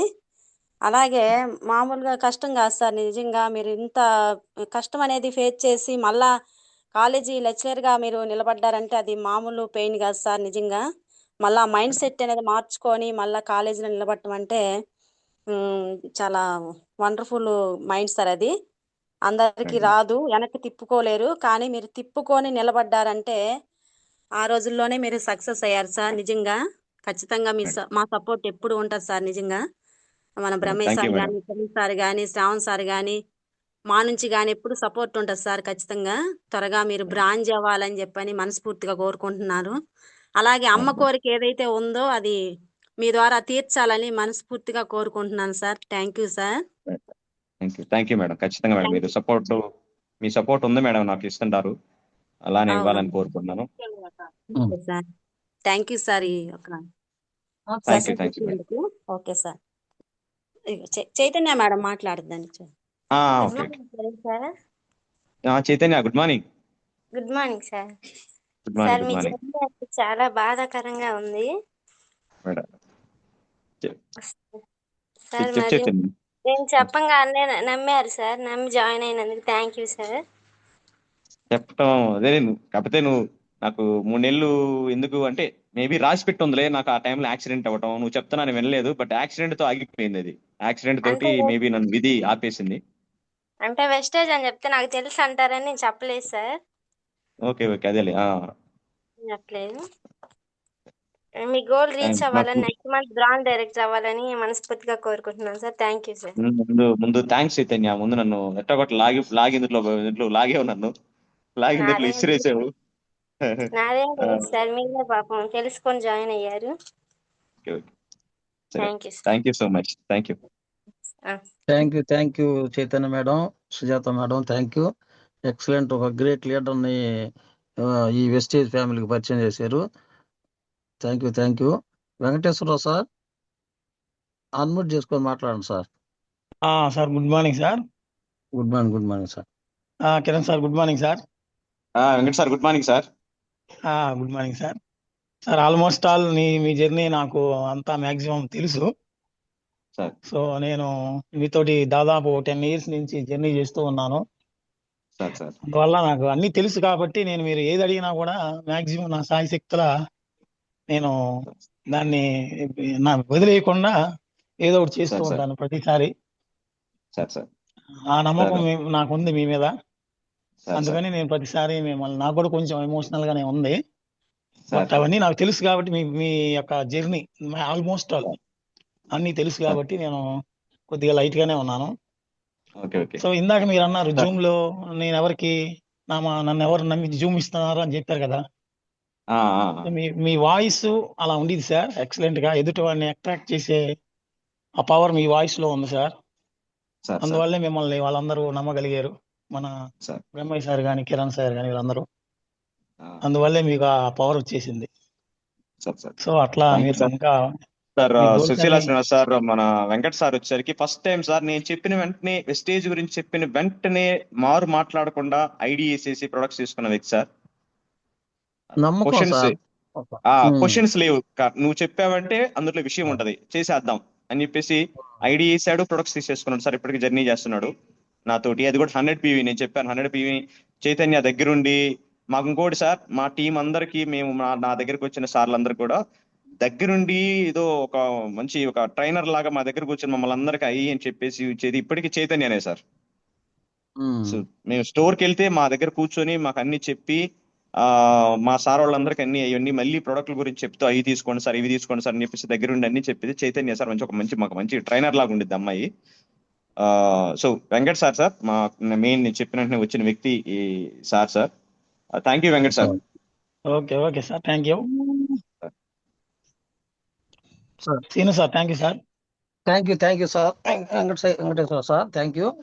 ఎక్సలెంట్. అదే మనకి ఒక ఎవరైనా గట్టిగా మనకు తెలిసిన ఫ్రెండ్ వాళ్ళు చెప్తే చేయటం అంటే ఒక నమ్మకం. ఆ నమ్మకం మీద మీరు అంతే సార్. చేశారు.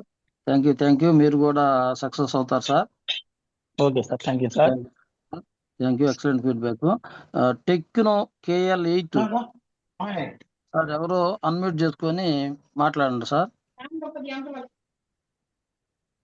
టెక్నో KL అని పడ్డది సార్. మేడం అన్మ్యూట్ చేసుకోండి.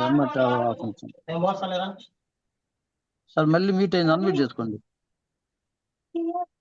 Sir. Good morning sir. Good morning sir. Kiran sir